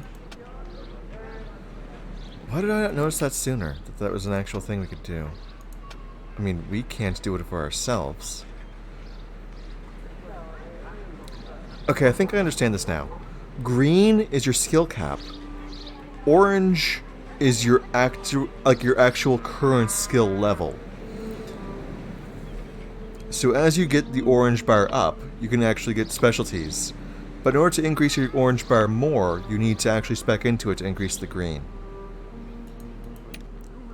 I think that's how it's working.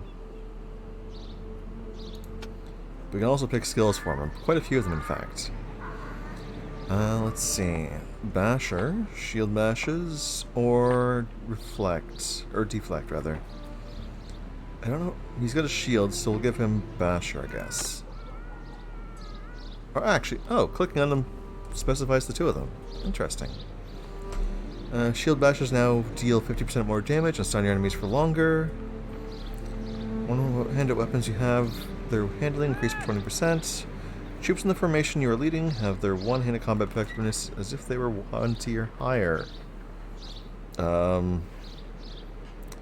Deflect then. Swift Strike, 2% swinging speed with one-handed weapons, or increase your damage with axes and maces. I think he's using... Looks like he's using a mace there. So I might have to go with this. Oh, governed settlements gain 0.5 security. Okay, yeah. Cavalry. Yes. Duelist. 20% more damage while wielding a one-handed weapon without a shield. He's clearly using a shield, so no. But we will increase his training. Arrow catcher, large shields protection area against projectiles. Or larger shield protection area, I guess. Lead formation is a small bonus to their shield protection against... Alright. I just knocked something over here. Shield wall, your shield takes 20% less damage while blocking in the wrong direction. Troops in the formation you are leading have medium bonus to their shields. Bam. Overswing, two-handed weapons is my favorite by far. I recall in the original, I used to use the wide swings with them, because you'd be able to cleave through large groups. But like in sieges, like when you're on the ground, downward is just really overpowered. You could like cleave through numerous groups of them. I'm not sure how that's going to fare in this game. We're still pretty early into it. I'm interested to see how it handles that.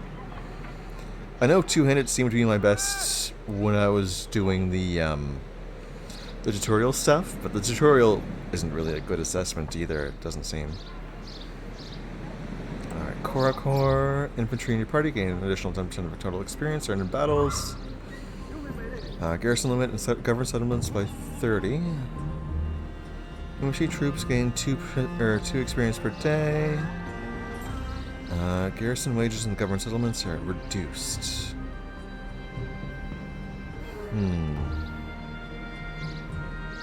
Let's go extra 10%.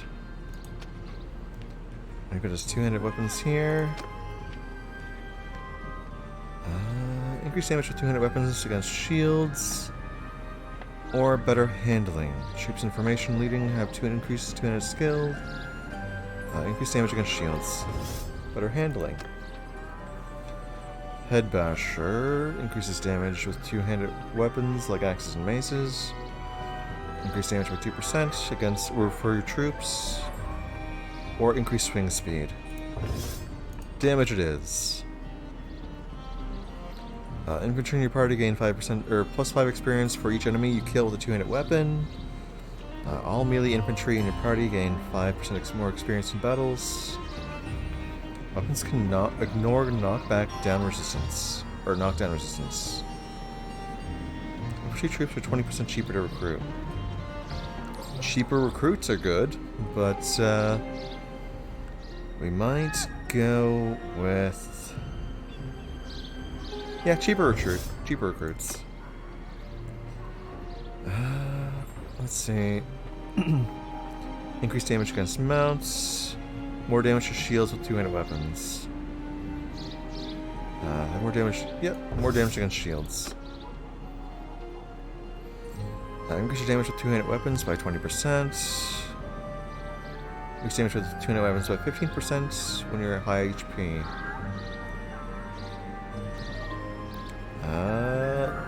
Yes. Just grabbing random stats here. I don't know what I'm doing.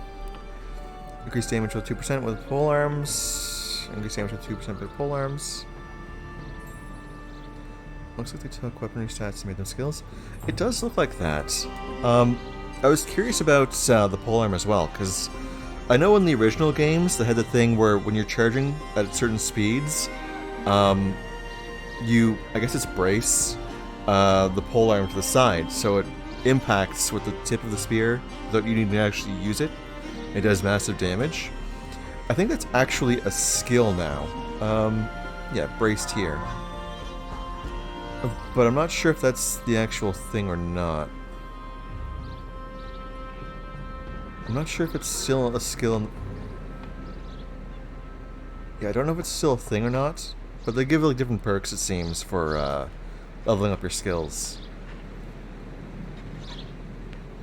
Okay, these both increase the same amount of damage. So the side perk is a thing. Yeah, the charge bonus thing. It doesn't seem to be functional in this. I'm not sure if that's just me not having sufficient speed or me forgetting how to do it. I'm curious to see how that works in this game, though. Because I know, like, having a spear to do that and then having a two-handed weapon for cleanup afterwards was really great before. Let's see. Cavalry troops in the formation you are leading have an increased damage. Yes, cavalry. Polearms. Polearm attacks that can dismount ignore 15% dismount resistance. Polearm thrust attacks ignore 25% knockback resistance. We'll go with braced. Let's see. Increased thrust damage versus increased swing speed. Thrust damage, obviously. Like, is that a question? Footwork. Increases your combat movement by 2%. Polearms like a knockdown ignore 15% knockdown resistance. Infantry troops in the party you are leading gain knockdown. Increases your speed bonus with polearms while mounted. Increases your damage with polearms by 70% against mounts. Huh. This might be true. I know spears and lances. Yeah, that's probably how they're going to handle it in this, I guess. Either that, or I'm just completely blanking on it. But we'll find out. Hopefully it'll explain it later. It didn't explain it in the tutorial, which was surprising. But hopefully that'll be more apparent later. Let's see. I'm kind of tempted for the increased damage against mounts for cavalry, just to knock enemies off their horses. Because, you know, that's a massive issue, having cavalry against cavalry. But also, there's just the increased damage to flat speed. Which might be the better option, really. Guards. When you hit an enemy in the head with the polearm, you deal 50% more damage. Your couch lance. There it is. It's couch. The term was couch. Yes, say couch after killing someone. That's really efficient. Okay, I got a bunch of skills to level up with this guy. Let me go over to me and I've got nothing. Yeah, what's the shield? Is the shield our defense? I don't know what that actually is. Ah, okay. So the eye is showing the history of your stat gains, and the plus is showing your actual information and how to increase the stats. Let's see. Oh, I've actually got some skills I can choose for myself with the horse. Increase your charge damage by 20%. Mounted troops in your formation gain 10% charge damage. Increase your maneuvering by 10%. Mounted troops in your formation gain plus 30 riding skill. I'm going to go for increased charge damage, I think. Can I choose any other skills? I think that might be it. Okay, that looks like it is it. I think you need at least 25 in order to start learning skills. Which means I'm pretty close to the polearm, but I'm not quite there yet. Why is that 0 now? What changed? I'm hoping that's explained later, because it hasn't taught me anything yet.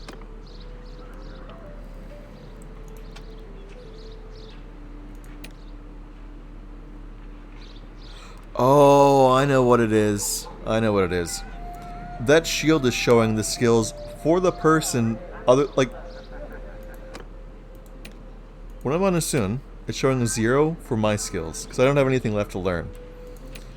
Nasun has 42. So I have a lot of skills to get with him. Okay, increase aim. Decrease your bow accuracy loss due to movement. Plus 5% damage with bows. Bam.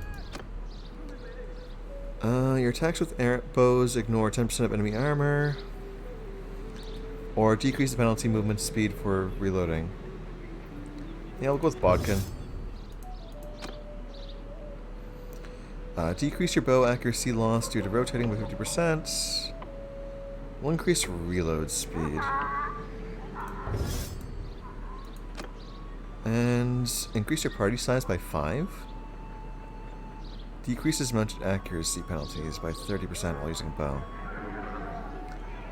Since it's our troops, we're going to try to decrease the accuracy penalty with the bow, I guess. Well, mounted. Ranged troops in governed settlements provide 20% more security. Nice. Crossbow. Now ignore armor or aim 25% faster. We'll go with the piercer, I think. Apparently crossbows are used for unhorsing people, which is interesting. We'll decrease reload speed, though, because that's the main penalty. Accuracy loss by movement. Increase headshot with crossbows. We'll go with the donkey's swiftness, apparently. Throwing. Why does he start off with so many skills to get? I mean, I guess it's just so he doesn't die as easily, but like, there's a lot to, to put in at the very beginning. Let's see. Shield breaker for throwing weapons. Melee usage of thrown weapons, deal 10% more damage, or will increase the damage against horses. Mounted accuracy penalties decreased. Now deal more damage with thrown weapons. Yeah, we'll go with that. Horse riding. I think he's got different stats than I did. No, it's the same actually. We'll go with nimble steed to counter what I had. We'll decrease the chance of his mount becoming lame or dead, I guess.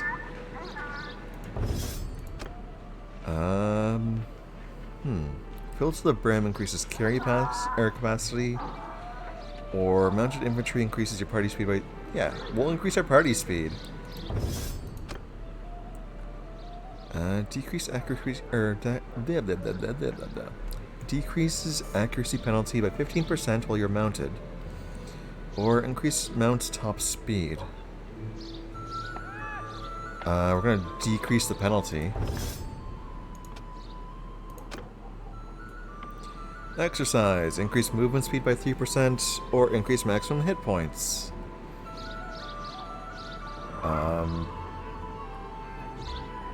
Hit points, I guess.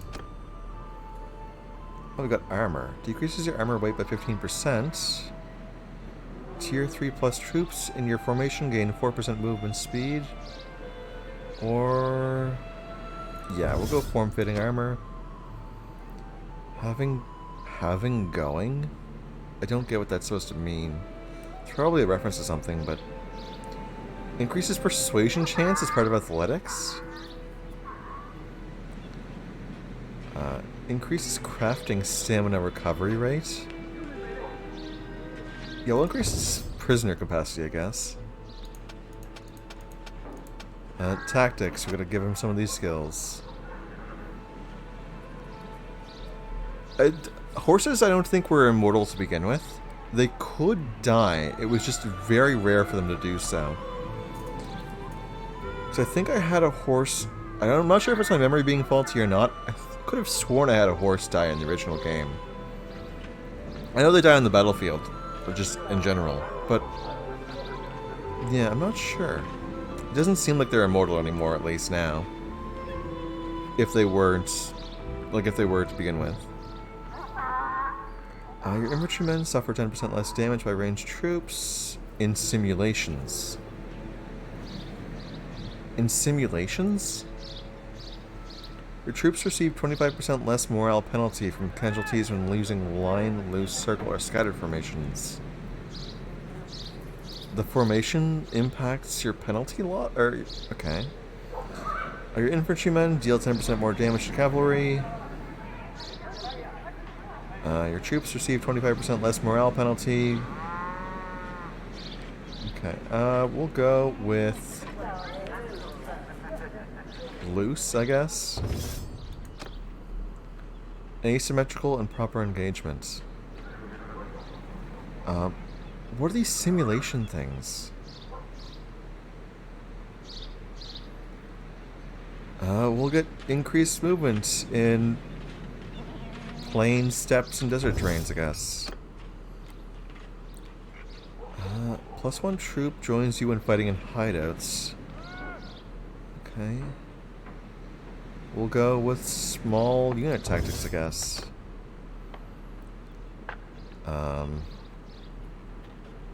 We'll increase your damage against bandits. And... I guess... improviser?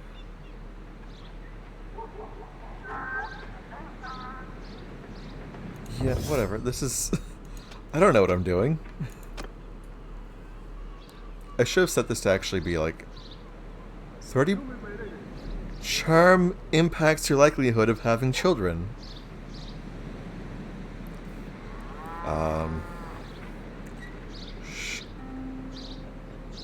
Battle sim... in, I think. Okay. I think that... Yeah, that makes sense. We'll increase influence from battles.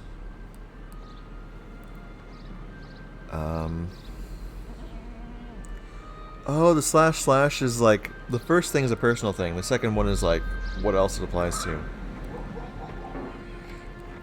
Excuse me. Let's see. Relations with powerful settlement NPCs improve over time. Sure. Apparently our brother is going to be a romancer. Apparently. Increase relationship gain. Or... Oh, they're both relationship gain. But the second thing is... increase relations with a random notable of opposed sex with settlements, or... same sex. Yeah, we'll go with befriending people in power. I think... Because this is reflective of the actual era it's fictionalizing, men typically have more power in the society. Which is probably also reflected by the fact that there's more limited options for female customization in the character creator.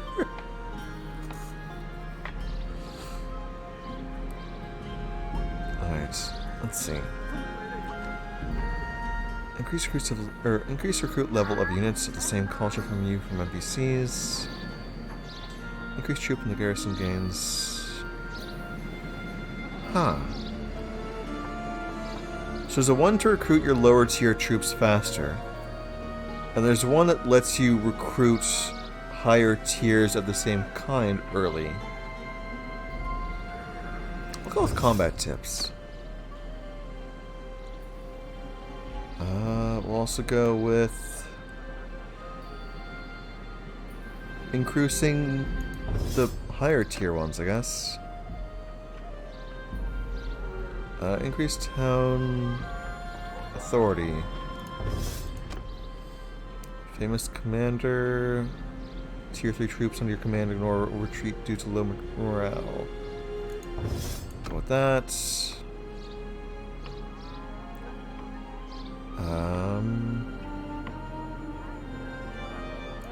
Go with that. Trade. I don't know what I'm doing. Decrease insanity penalty. Party can carry 30% more weight.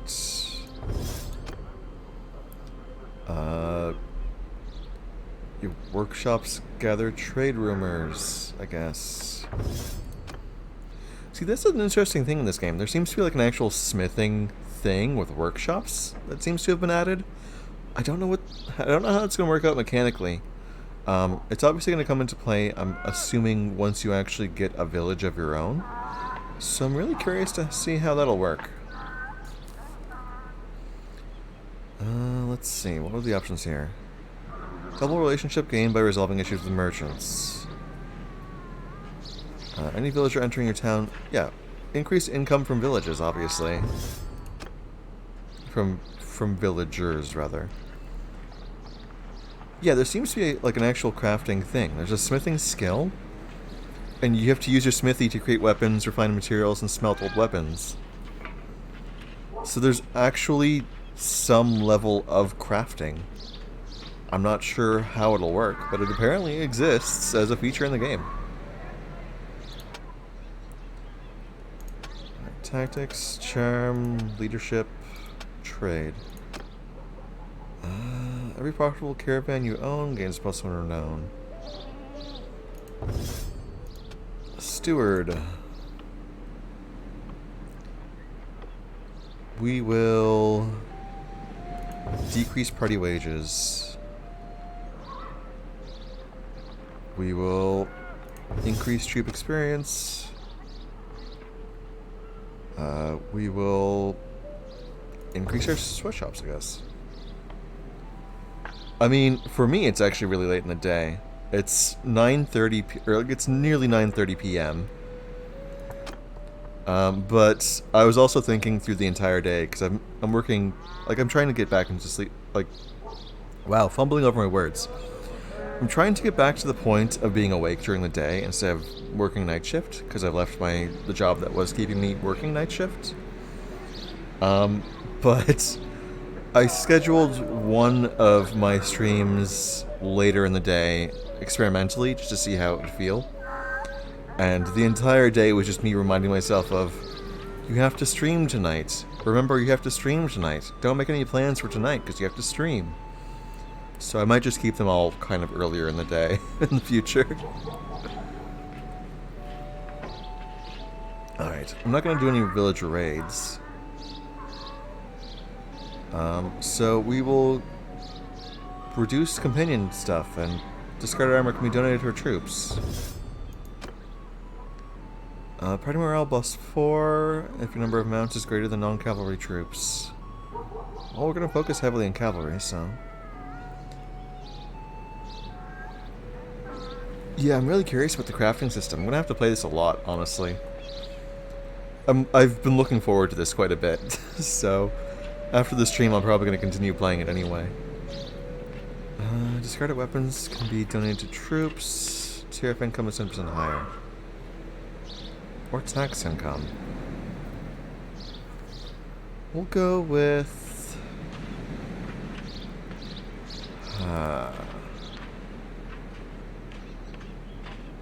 we'll go with discarding weapons. Do not pay wages for wounded soldiers. Ooh. Influence gained from donating troops or donating troops for projects? I don't know what that is. We'll go with the do not pay wounded soldiers, I guess. That sounds terrible. That genuinely sounds terrible. There's literally a perk in this game where you just don't have to pay wounded soldiers. Okay. So what I've learned from the previous attempt on this bandit camp, which was like 20 minutes ago now, is I should send in my troops first so that I'm ready to face the boss myself. Charge. You can do it, guys. I believe in you. I'll stand back here while you run up ahead. Because you're way faster than me. Guys? Are you gonna leave me behind? Yeah, they're fine. I think they're fine. Yeah, I think like 10 guys against one bandit isn't gonna pose an issue. Yeah, there's just one bandit there, like, oh no, we're gonna fight! And all these guys come and just swarm them to death. Oh, there's another one down there. I just gained a skill point in tactics. I'm guessing because my troops killed someone.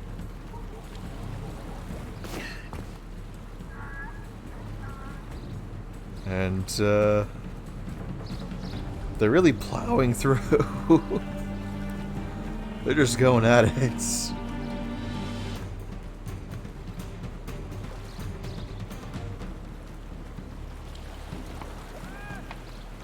Alright.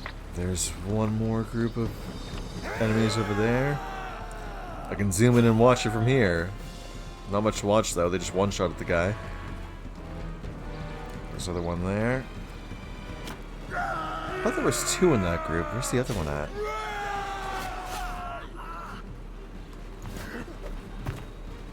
So I like how I can do jump slashes. It's not very functional, but it's funny. It's probably pretty useful in sieges, though, I'd imagine. Because it would increase your speed bonus from, like, descending stairs and stuff. Watch him call me out on being back again.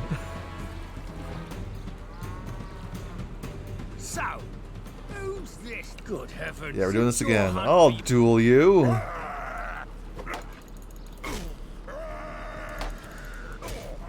Okay, come on. I'll just keep slashing. Oh, I won! I didn't even take damage that time. Do I need to kill these guys too? I can't. I guess we won. That sure went smoothly, didn't it? It did all that prep at the beginning, and it's just like, yeah, it's fine. There's nothing.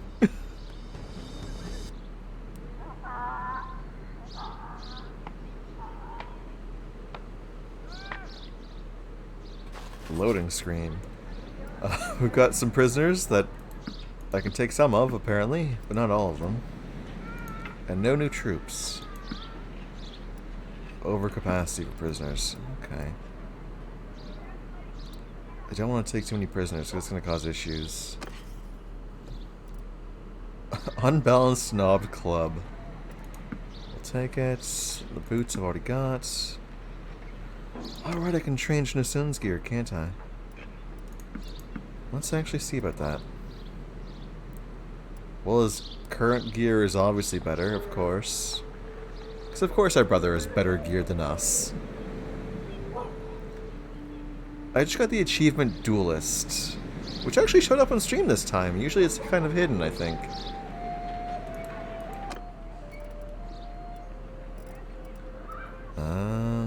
Well, he's got gloves, and he doesn't normally, so we'll stick that on. As for the boots, I think we've got one pair of better boots. Yeah, we'll stick those on. And his spiked club and iron round shield are obviously better than ours. So we can change the civilian outfit? We can change the civilian outfit. Interesting. I didn't think that was an option. It's interesting there's... Oh, right, the civilian outfit, because when you go into towns, possible combat for that. Obviously, we're going to go with armor.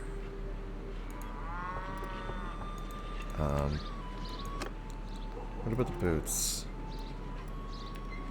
Why does it not let you use it in both? That's odd. Well, whatever, it's fine.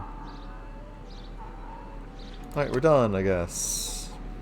Then I'll increase my stats for myself and probably ignore Lucien mostly. I recognise defeat when I see it. If I'm gonna be your captive, let me introduce myself. I'm Radagos. There's probably going to be an option to recruit him. You haven't cut my throat yet, which was a wise move.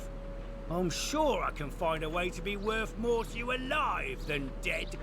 I don't know about that. You better help us get our brother and sister back, or you'll take a swing from a tree. Or you will swing from a tree, I guess. You'll need my help, all right. If you want to get them back. Alive, that is. See, my boys have some pretty specific instructions about what to do if there's a rescue attempt. Oh, really? Shall we get on the road? Remember, if I drop dead of exhaustion or drown in some river, that's it for your little dears. I don't expect a cozy palanquin now, but you best not make it too hard a trip for me. You know, that's the first time I've ever actually heard the word palanquin said out loud. I've always been mispronouncing it, apparently.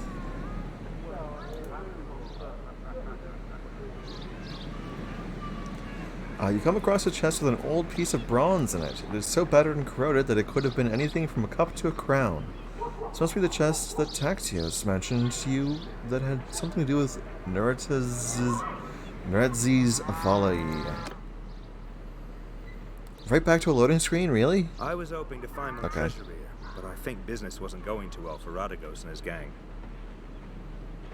I mean, yes. I found this strange-looking metal piece, though.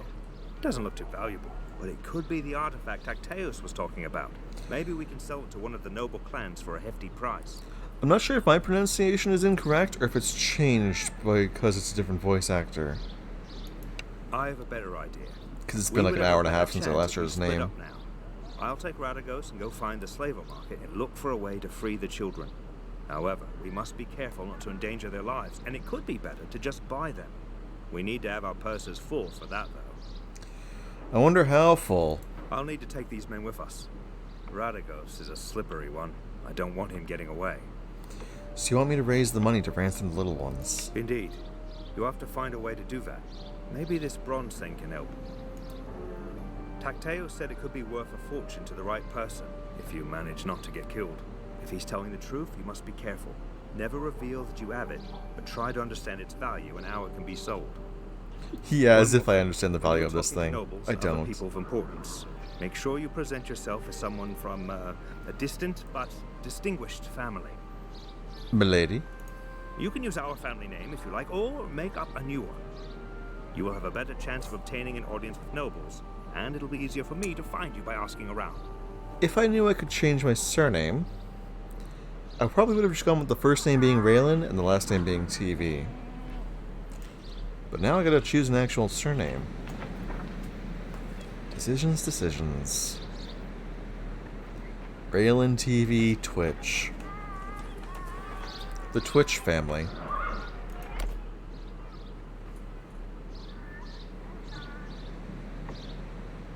Oh, I need to click to continue Get on again. the road now.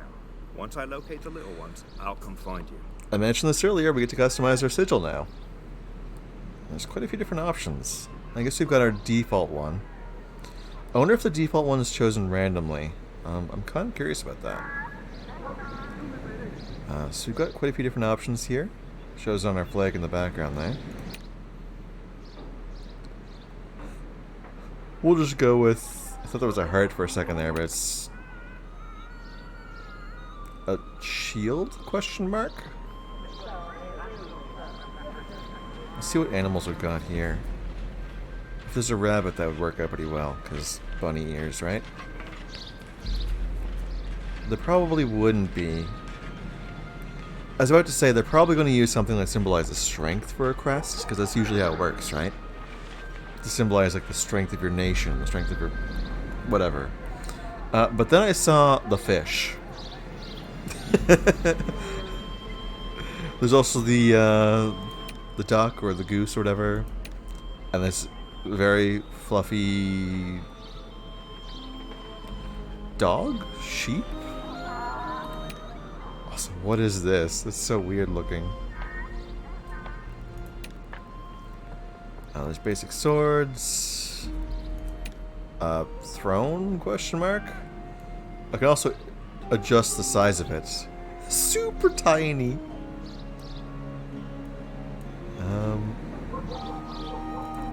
There's this random head. I have thoughts about what this looks like. I don't think it's supposed to be that, though. It's not appropriate, at least. It doesn't seem appropriate. The power of the mighty trout.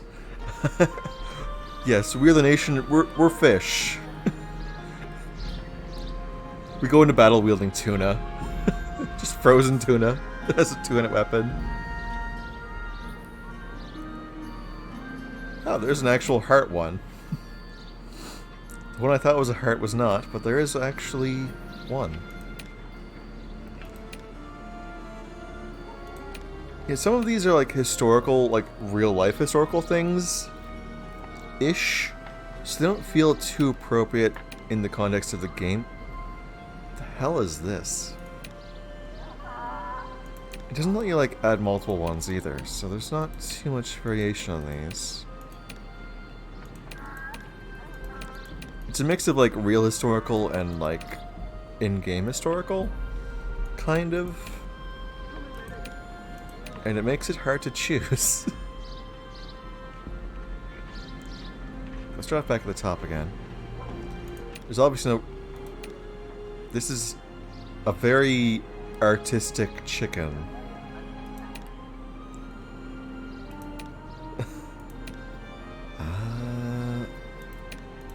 This bird seems like the obvious choice. I think it's based off of an actual historical thing, isn't it? There's also this very artsy deer. Here's our normal crest. Here's the upgraded one.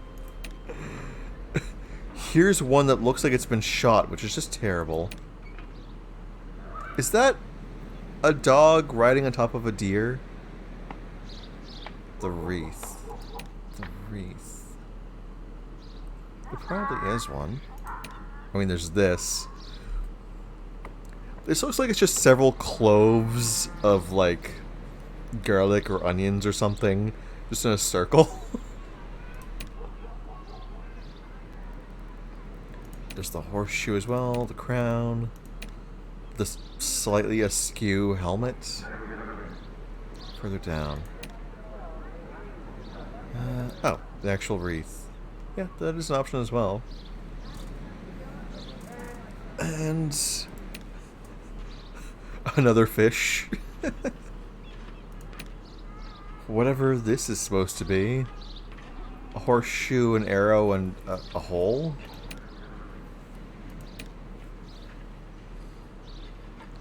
There's also just this person?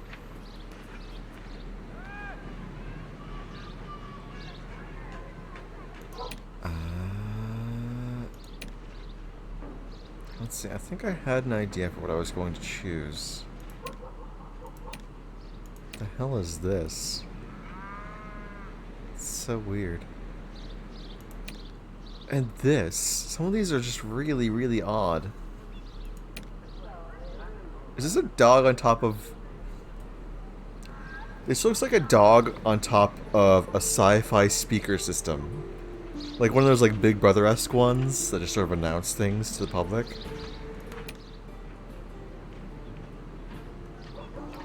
We could go with a giant fish. Let's see. Probably end up going with something relatively simple looking in design.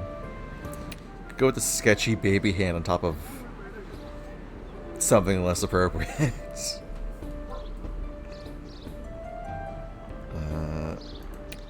It's an interesting dragon? Another dragon?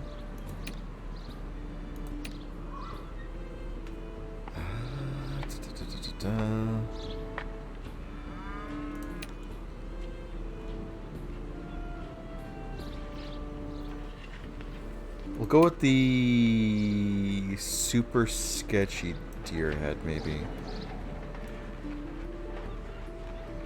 Actually, we'll just go with this. It's plain, works.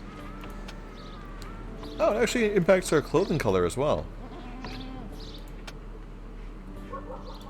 Oh, interesting.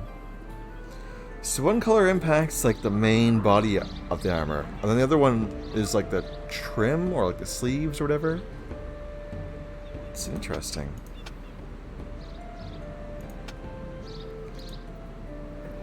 So I guess we'll go with blue, because I like blue.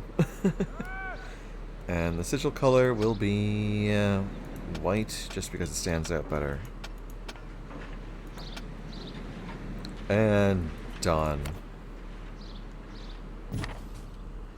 Tutorial is over. You are now free to explore Calradia. I just got the achievement trained. On the second day of summer, 1084, you have found the artifact which Tacteos mentioned. This is very dramatic for finding... What is that thing? I wanted to rotate it, but apparently it just advanced the... Whatever, it's fine.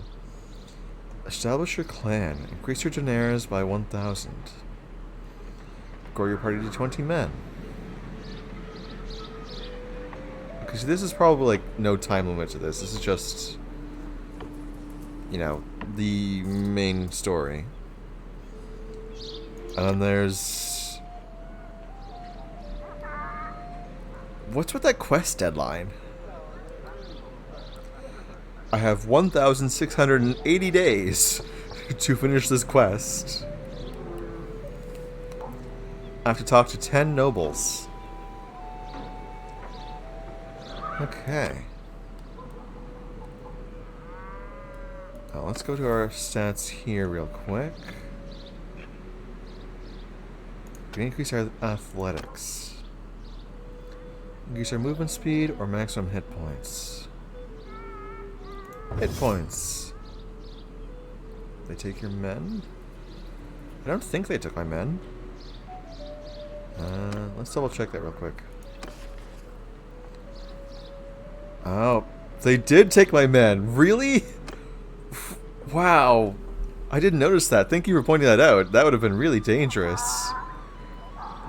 Wow. He took the captives, too. So now I have to make it back to town without dying to bandits.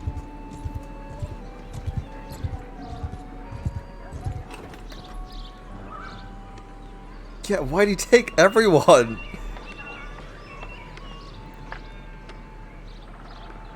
Okay. Fellows of Tevia.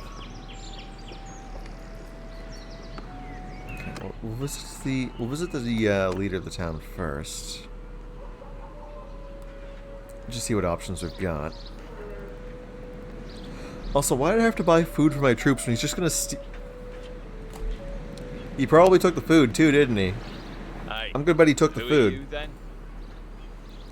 We were talking earlier! You forgot me already! I am Railen TV. May I ask your name? Oh, no voice acting. It's finally stopped. I'm the Mirios. I own land around here. I speak for many of the people of the village. I'll remember your name. Apparently that's just all I'm doing. If I hold down Alt, it points out that guy. And only that guy.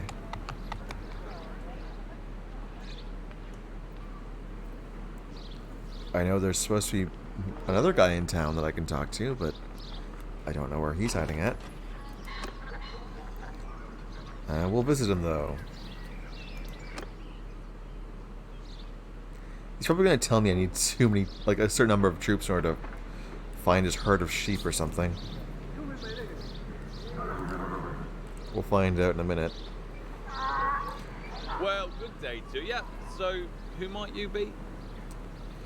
My name is Railen TV, sir. May I ask your name? I'm Felanos. I've lived here all my life, working the land as do my kin. A lot of people here in Tevia, the common farmers and craftsmen like me, they speak to me for them. He really did just like, yeah, I'm just gonna take all your stuff. See you later, bro.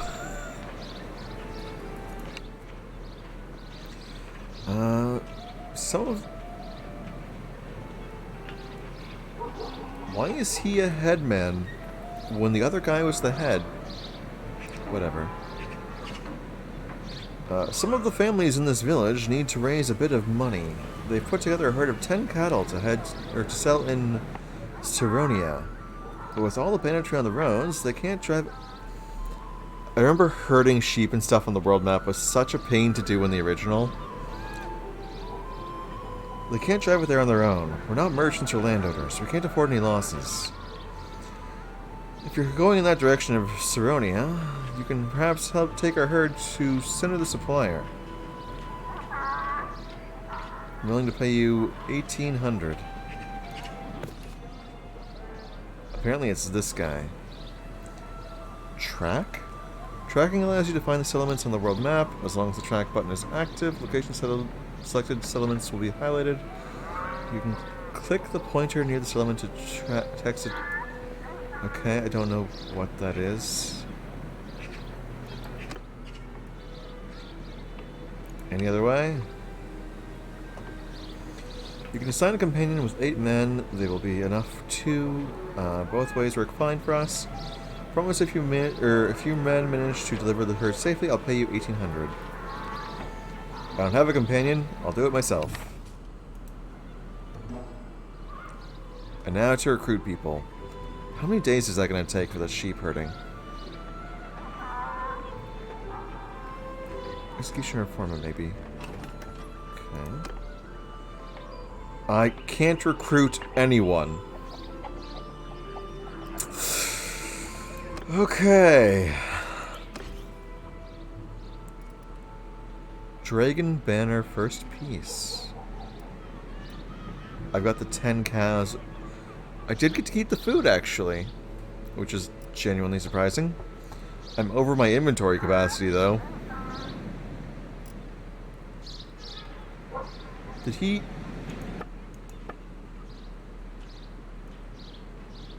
my armor changed. You know what?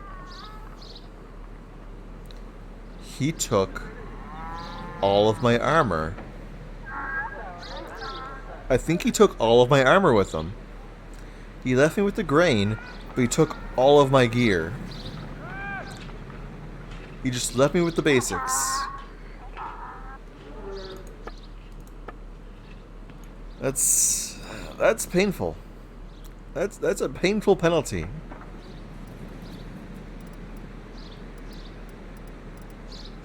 I'm just gonna survive off of grain, I guess.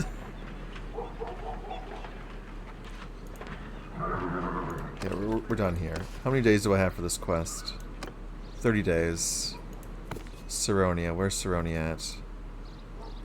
That's not helpful. I'll just zoom out a lot.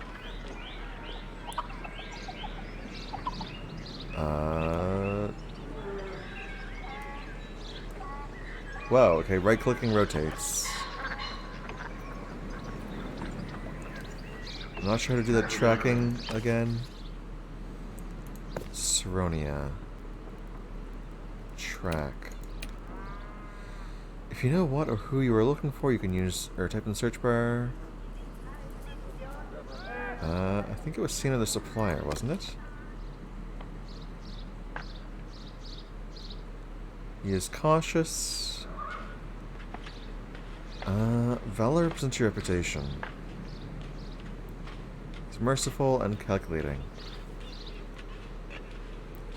I don't know where Saronia is. Eastern shores of Lake Tenacis.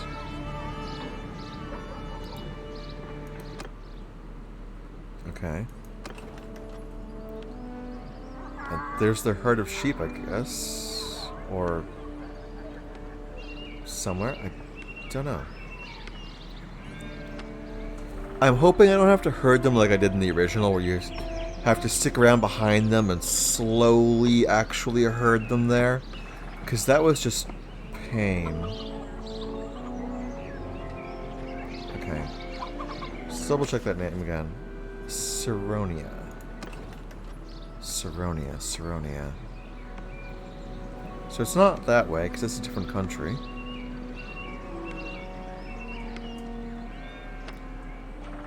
I can zoom out quite a bit, but it's not helping too much here. It said lake, right? So maybe over there?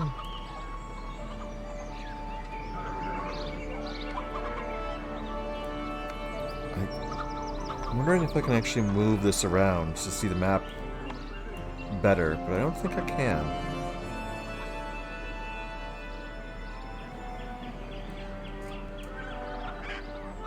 Oh, showing it there.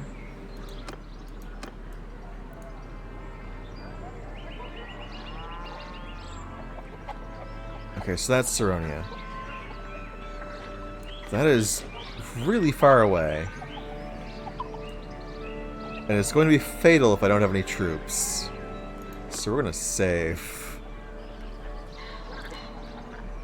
And we'll zoom back in. Okay.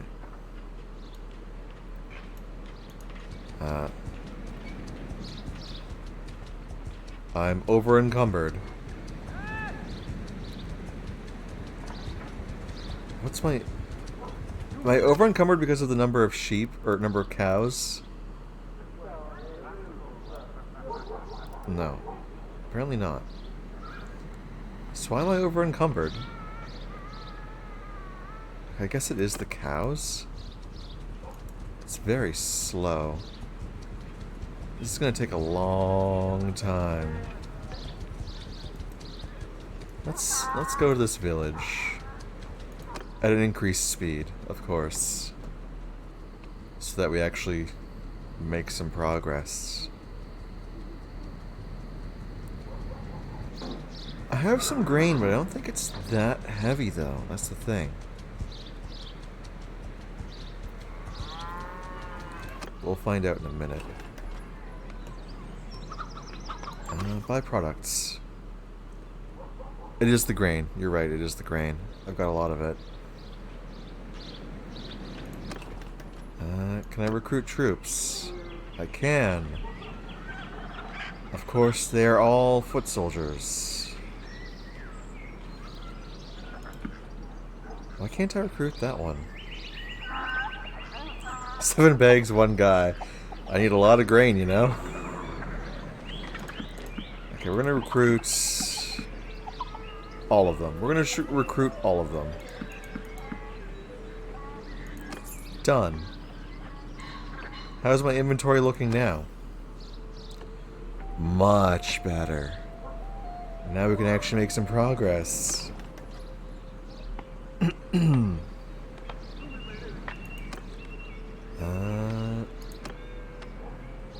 I guess I'll just talk to random people. Probably should have just chosen the talk option instead of choosing visit. Probably saves me from actually loading this. Yeah. So, who might you be? Lived all his life, common farmers, yada yada yada. I must leave. Goodbye. Now back to the overworld. This little bit of jankiness is very much like the original. Where it's like, yeah, we'll just drop you in the town. There's nothing really to do here. Yeah, get back out now. Oh, so that is a very simpler option. Talk. Oi, sorry, I don't think I'm... Hello, I'm a person. Nice to meet you. Goodbye. Hello, we'll talk again. Sorry. Nice to meet you. That was pointless. Okay, and we'll leave. And we'll head to Lycaron. Oh, I see some looters there. We can fight them. Maybe we'll win. But they're also outrunning us, which is... Oh, we're going near their pace, but it's not fast enough. Yeah, we'll just go to this town.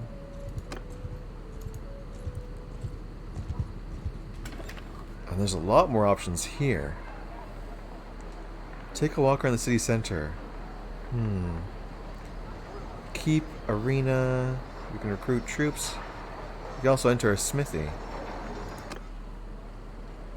Oh, there's an archer. It's like that and that guy. And done.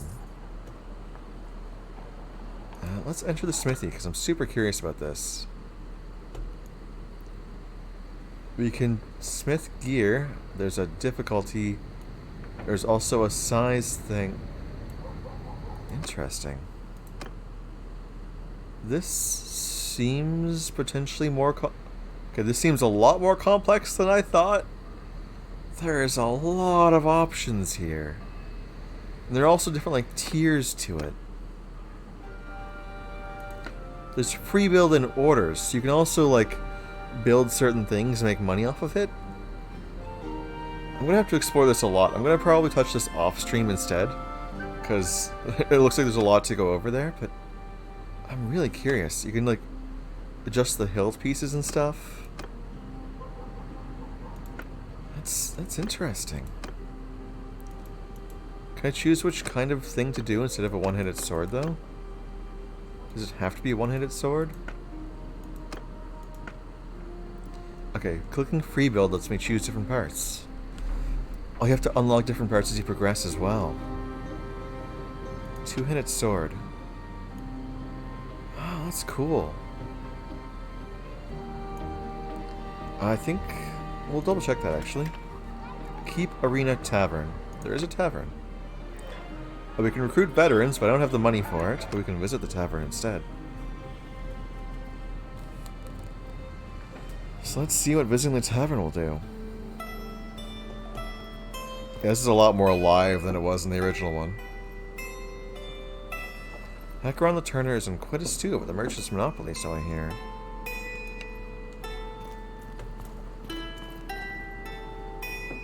Well, only 2 dots there.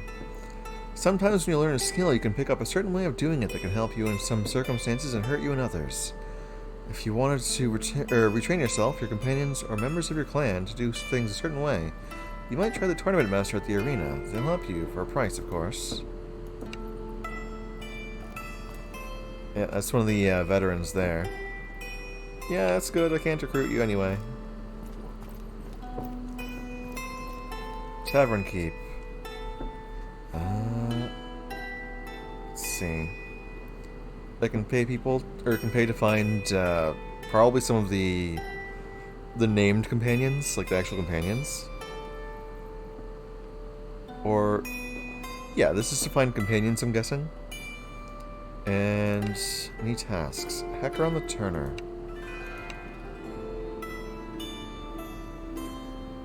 Yeah, this is just to find the different companions you can recruit. Because there are special named units that you get that wouldn't die, which are very useful. But the problem is that they'll also argue with each other. Can I do anything upstairs? Not much. There's an open door, though. Doesn't seem to go anywhere. Bannerlord. Can you make money and level up in the arena? I imagine you can with a tournament, but I don't know if there is currently one. Enter the arena. I imagine a day is probably enough to recover from my injuries, right? I haven't done any saves coming, so this will be interesting. Tournament Master. There won't be games or tournaments, as they say nowadays, anytime soon. They're grand old imperial custom that's now spread all over Calradia. Back in the old days, they'd give 100 condemned criminals swords and have them slash each other until the sands are drenched with blood. Nowadays, things are a little different, of course. The emperors got worried about the people's morals and steered them toward more virtuous kinds of killing, like wars. But the games still go on, just with blunted weapons. During the tournaments, all the best fighters from the area form teams and pummel each other. Not quite as much fun for the crowd as watching gladiators spill their guts, of course, but, you know, it's healthier. You're a warrior, right? Games are a fine way to make your name. Just, you know, local merchants bet on you. You can also bet on yourself, I guess, probably. I know that was a thing in the original. And when the tournaments, it's still worth coming by. A lot of fighters spend their time. Yada yada. So you pay us to fight what's in it for you. How much are the prizes? Just fancy things. Are there any tournaments going up nearby? Okay, there's a couple of different towns here. I'll also go to teachers to learn different skills, I guess. Okay.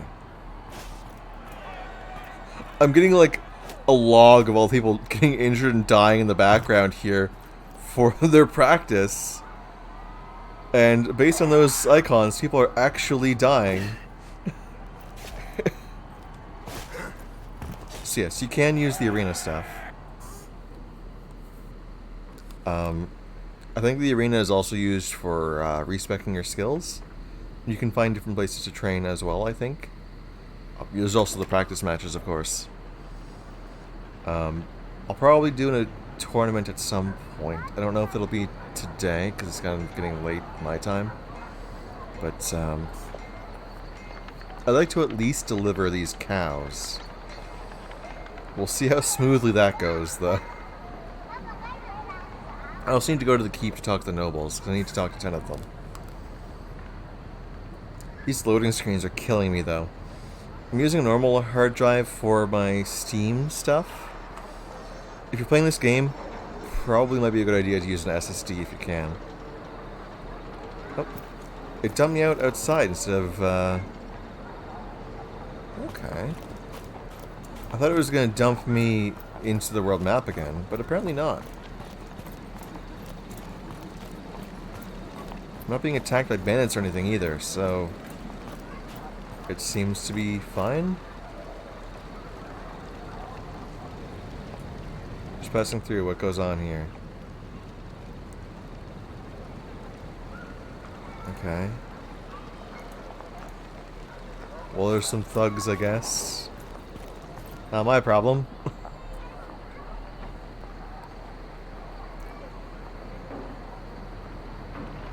Alright, let's see if we can talk to people in the keep.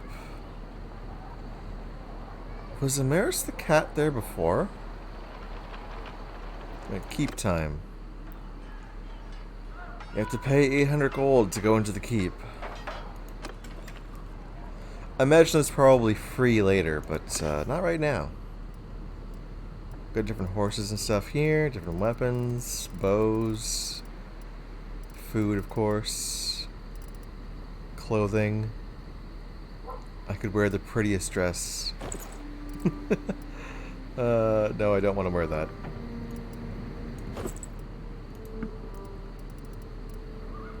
Different saddles as well for different bonuses for your horse.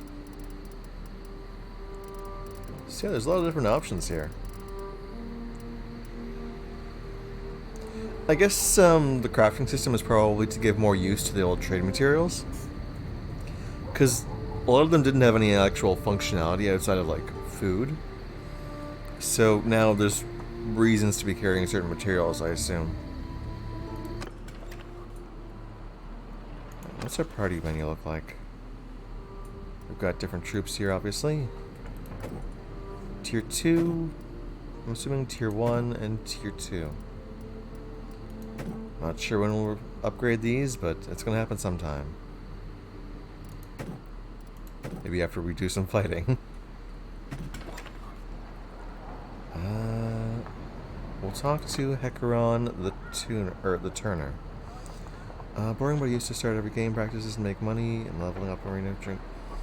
Yeah, that's probably a pretty standard way to do it. I mean, the game literally starts you in a tutorial zone for practicing combat. So it kind of, I guess, expects you to do that. What I used to do was like go around farming different bandit numbers and just plowing through them. And for making money, I'd either go to tournaments or... Wow, I'm just seeing my mouth movements here seem really laggy, and I don't know why. Maybe it's because I need to talk. Good day to ya. Okay, So, that seems to who smooth might things you out.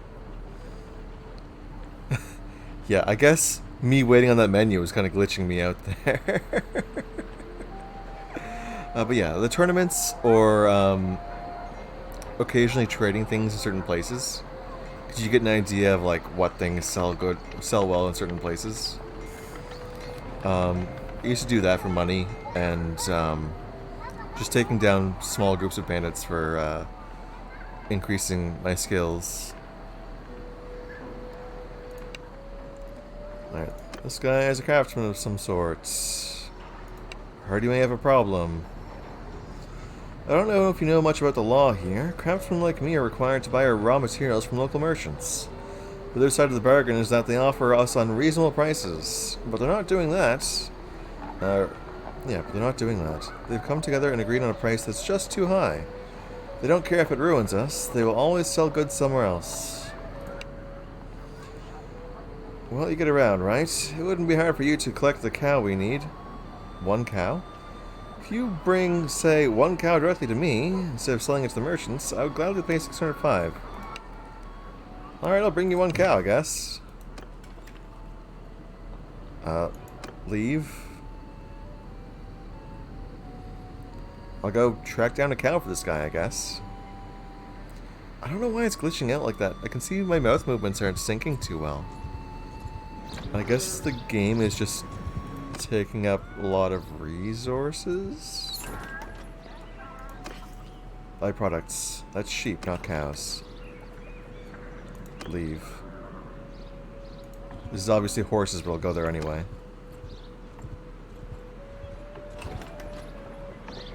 The Ghost of the Hand. What are they fighting? I'll have to find out in a minute. Byproducts. That's just horses, yes. Alright. We'll leave town and go deal with that.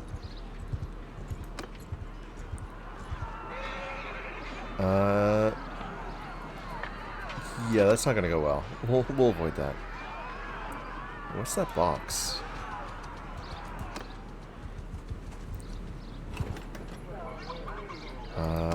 Is this another mission? Needs manual laborers. Yeah, sure, visit. I should have chosen to talk. voice command. That would have been really interesting to play it like that. Because you'd be like, charge! And actually get them to charge instead of pressing, in my case, F1 and then F3. I don't think I know you. Nice to meet you. Heard you have a problem? Prisoners, you want criminals, war captives? Need 9 of them. Well, I'll bring you them at some point. Maybe. I have a long way to go to deliver these cows, and I don't know if that's going to happen or not. The previous one had voice commands? Really? That's genuinely surprising. I didn't know that. It sounds really cool. Okay, how many days do I have for this quest? Not enough. And probably not enough. Alright, I guess we'll... Actually, we'll check out the shop here first. Buy products. No cows. Okay. Leave again. We'll head up here. And maybe fast forward that a bit. I also see I've got some character levels I can increase here, but I'm not sure what to actually do that with, or if I even can. Doesn't look like I can. What am I don't know what I'm supposed to be doing here. It said I have something to actually interact with here, but I don't. Not that I can see, at least.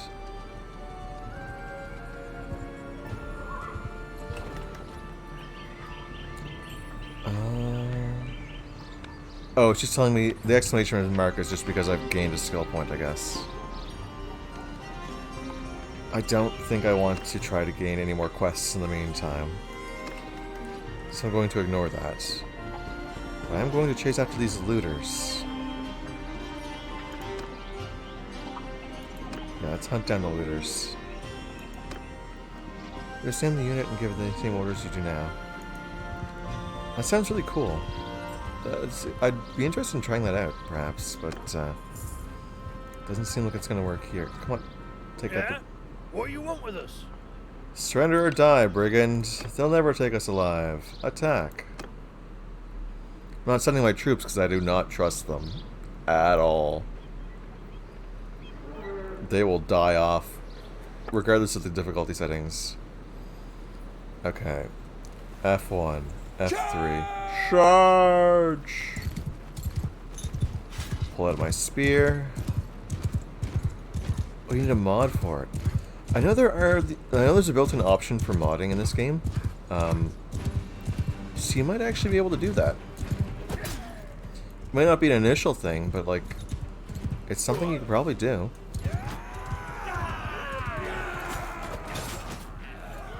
Alright, let's plow through some more of these bandits before they kill off all of my troops. Double back. Oh, my guys actually handled that pretty well.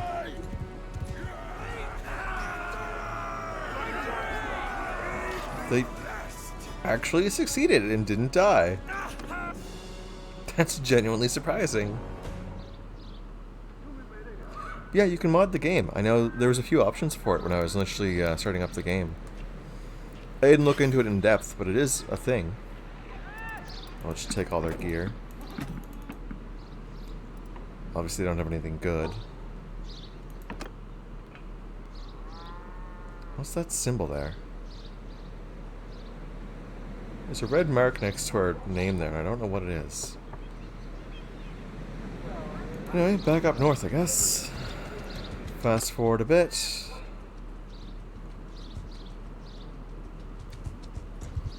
Oh, looters. Okay, we're gonna take those guys out. Let's go. Mess with us, and we'll sell our lives dearly. Yeah, you're gonna sell them all right. Let's fight. If basic peasants can take you guys out, I don't think you're an issue. I mean, I know you mean you can do a voice mod now. Yeah, I don't know if there is a voice mod right now, but I know there is mod options. At them! Okay, where are the enemies at?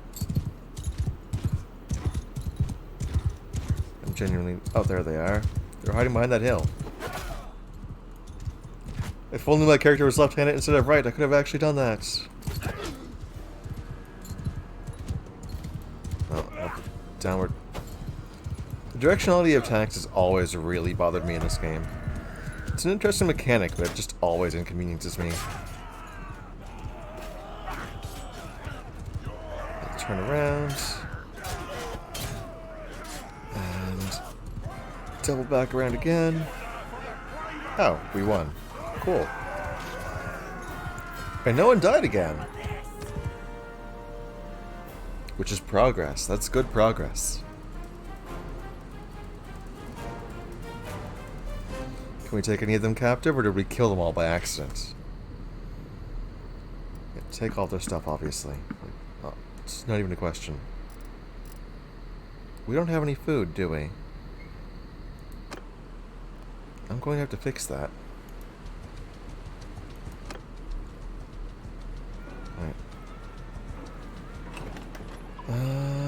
Byproducts. Oh, they got a cow as well. And all of their grain. Or not all of their grain, because they've got 100 of it. Apparently I've also got some grain. We'll sell the clothes, though. All of the clothes. Yep, that works. And we'll leave there. Oh, we still have a long way to go here. Well, I guess we'll just continue. Oh, I want to go here. Not there. Fast forward, let's go. The voice controls, I might actually try that at some point. I'm sure my roommate probably wouldn't be a particular fan of it, but it would be interesting to try. I'm kind of curious in doing that. Just fumbling over the word charge. Okay, let's deliver our thing. Talk. Well, and who do we have here? Hi, I'm Railen TV. About this task. I got your cows. Here you go.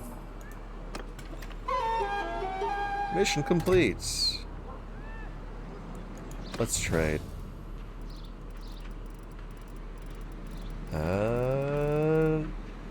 Nothing I'm going to grab immediately.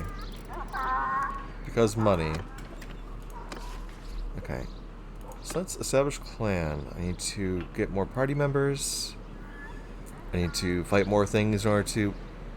Clan tier. I'm kind of curious about that. I'll need to deliver that cow and get some more bandit prisoners. So let's see, recruit troops. That's some face that Atelier the Wart has. I'll grab these guys here, I guess. There, that's 20. I'll go to the tavern. I could recruit 2 veteran sword sisters, but I'm not going to. They'd be useful, but that's a budget that I do not have. Tavern maid. What can I bring you, sir? Would you like to taste of our local specialty? A glass of local wine and a plate of olives.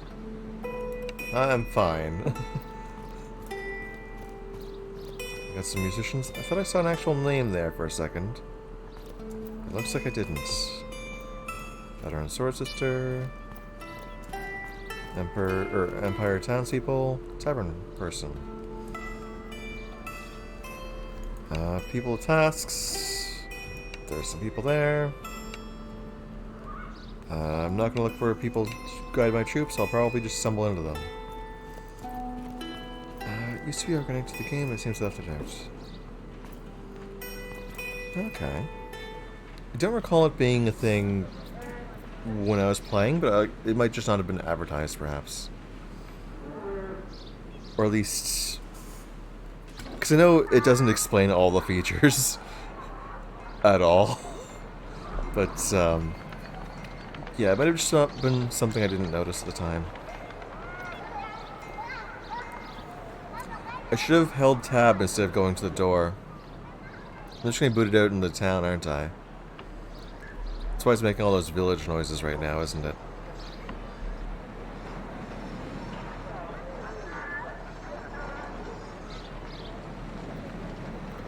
Sure is loading.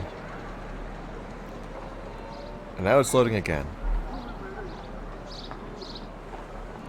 I should probably put this on an SSD. That would be a massive time saver.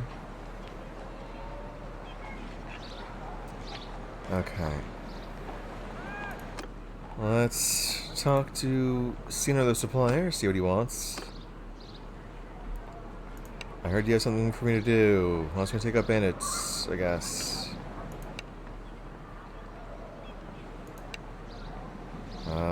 I guess I'll escort a caravan?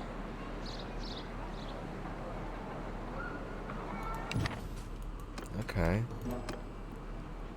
And... well, then who do we have here?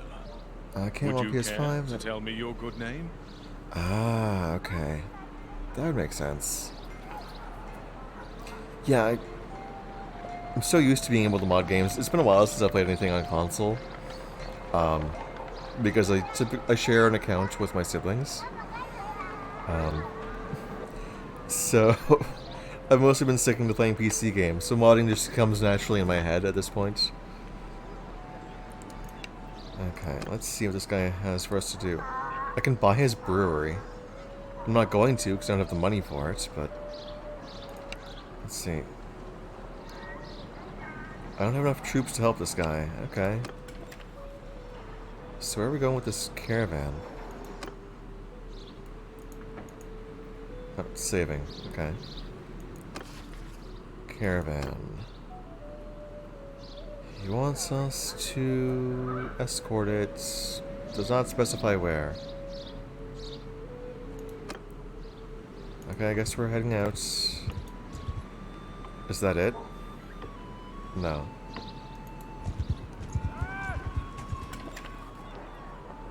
Oh, there they are. Traveling to Onira. Well, I guess we'll just escort them. Actually, there's an easier way to do this. I can just set myself to follow them. Left alt plus left mouse button to follow. We got raiders here. Alright. We can do this in separate groups, which is good. Because if we'd taken all 44 of them at once, we would have been screwed.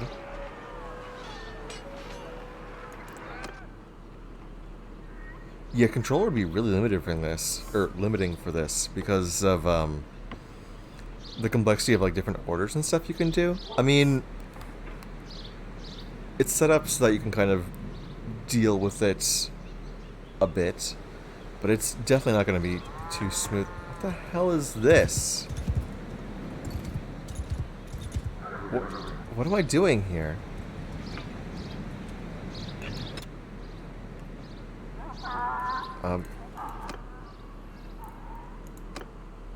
What is this? Okay. I don't know what I'm doing here. I genuinely don't understand this. I don't recall seeing this as a thing in the previous ones is the thing.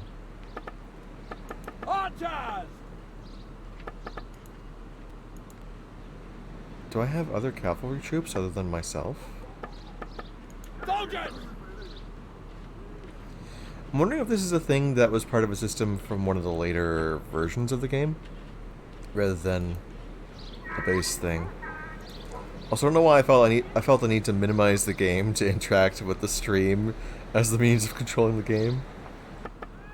Like, I don't understand this though.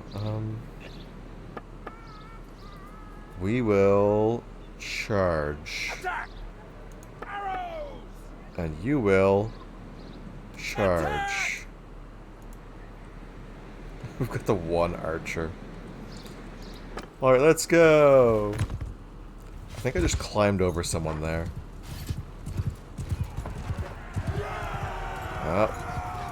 Oh, they're on horseback. This is really bad.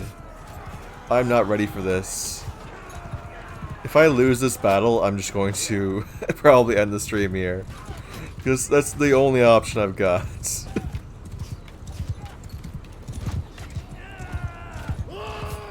Yeah, my troops are absolutely going to die. They're all basic peasants. We're fighting troops on horseback with bows. We're not ready for this.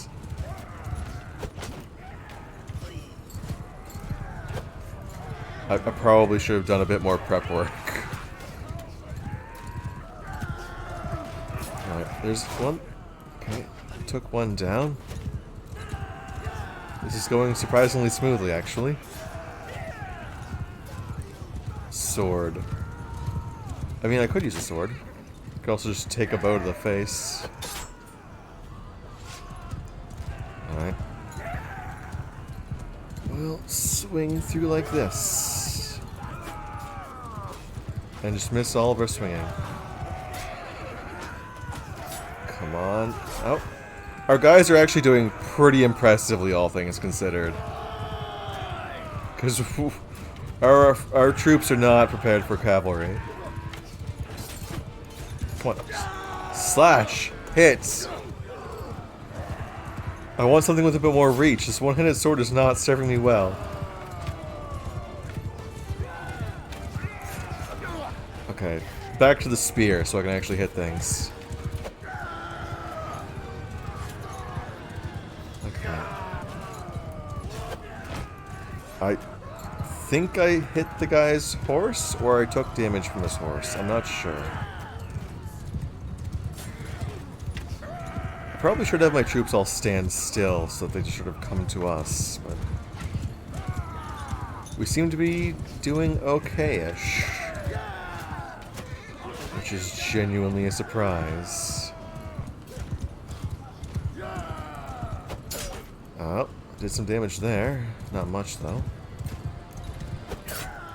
Oh, that was a lot better there. Okay. I think we're winning. Kind of. I mean, the cavalry... Or not the cavalry, the guys we're protecting aren't faring too well. Doesn't seem like, but... You know, we're... Where's the last enemy at? I don't see them. Oh, there they are. That was a terrible spear. Yeah, it's too short. I definitely need a two-handed weapon. It's a genuine issue that I don't have one. If I end up starting a new character, I'm absolutely trying to do something with a two-handed weapon. It's a struggle to be on horseback with a one-handed sword. Okay, where are the enemies at? We're just hunting them down off the edge of this cliff here? Oh, we won.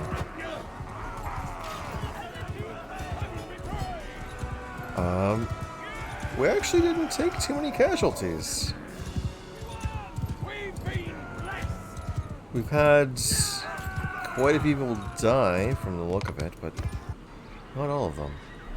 Also, it looked like I was just about to go over the cliff there, which is a good thing I exited early. Spear is hard to aim. It's very precise, but it's better than the one-handed sword. Oh, we got some Mounted pillager, mounted ransacker. No loot. Okay. Oh, here's the loot. Take all. How do these compare to my actual horse? Requires riding 10. I think I can use that actually. Sumpter horse.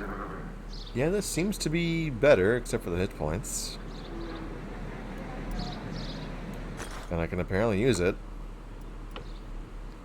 The arm guards I'll put on. And then place apparently. Saddle seems to be functionally the same as what I've got. The strapped shoes are better. We've got some one-headed swords here that are options. The iron saber that I've got seems to be better, at least, but these are genuine options.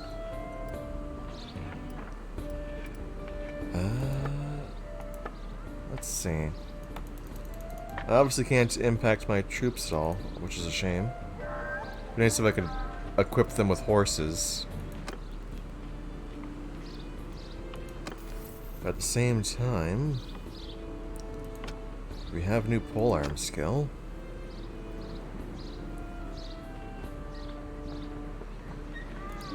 Increased cavalry. Answers are strong, can one-shot a knight, and an initial charge. Yes, being able to actually couch your lance is really powerful. Unfortunately, it does not seem to be functioning as I expected it to. Yes, increase my troop experience, of course. And can I actually upgrade my troops? I'd like to, if possible.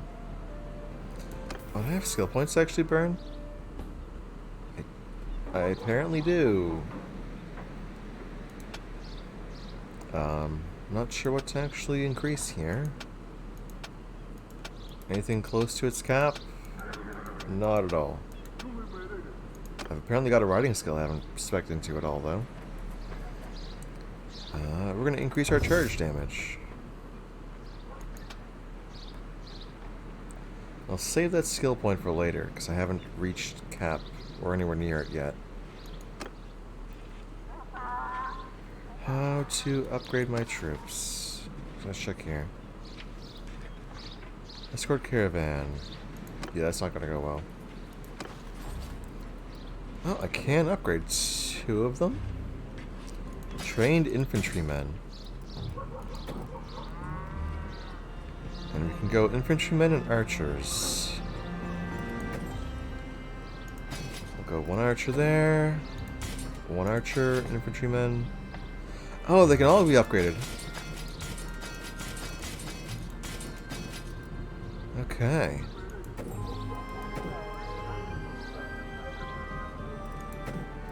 Apparently I have to hold control to try to hire all the prisoners.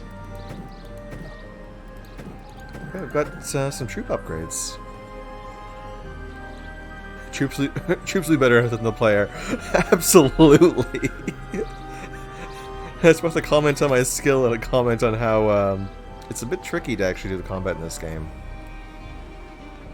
Plus the difficulty settings are helping as well. Let's help the caravan by attacking the enemies. And hopefully not dying.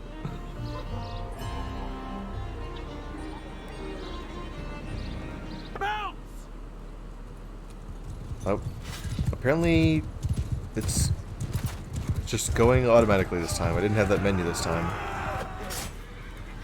Did 115 damage to a horse. Also, I should probably order my troops to actually fight. Because I'm sure they're probably just standing around dying like usual.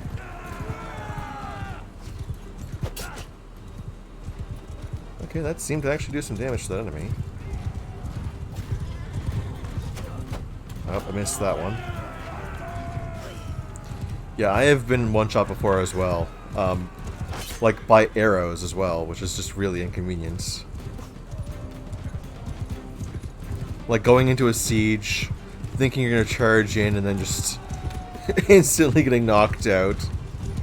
Battle ending. Oh, speaking of getting knocked out, the caravan is absolutely gonna die. They're the main fighting strength for us right now, and it's not going too smoothly for them. Oh. That almost worked out. Okay. Come on. That's a miss. That's a miss as well. That too. Oh, I'm almost dead. But yeah, if I die, I'm just gonna end the stream. I'm pretty tired right now. It's late my time, and I'm probably pushing my limit already.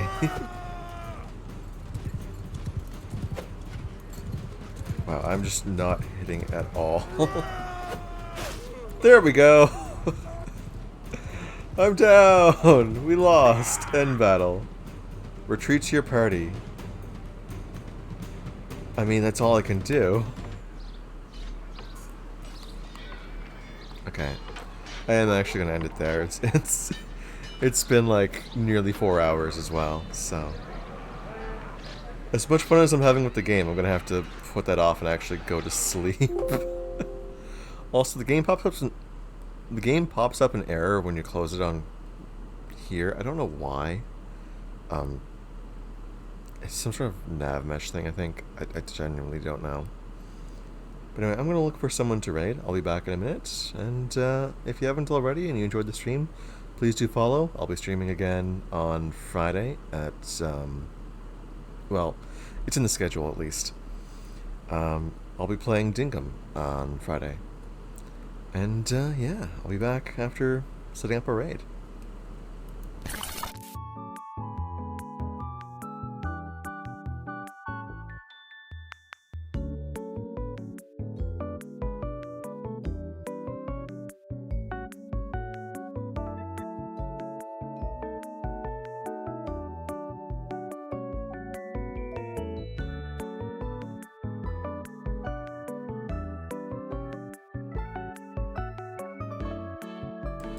I appear to be the only VTuber playing Mountain Blade. Apparently one of the people I'm following seems to be streaming Ratchet and Clank though. So we're going to probably raid them. Let's see. Here we go.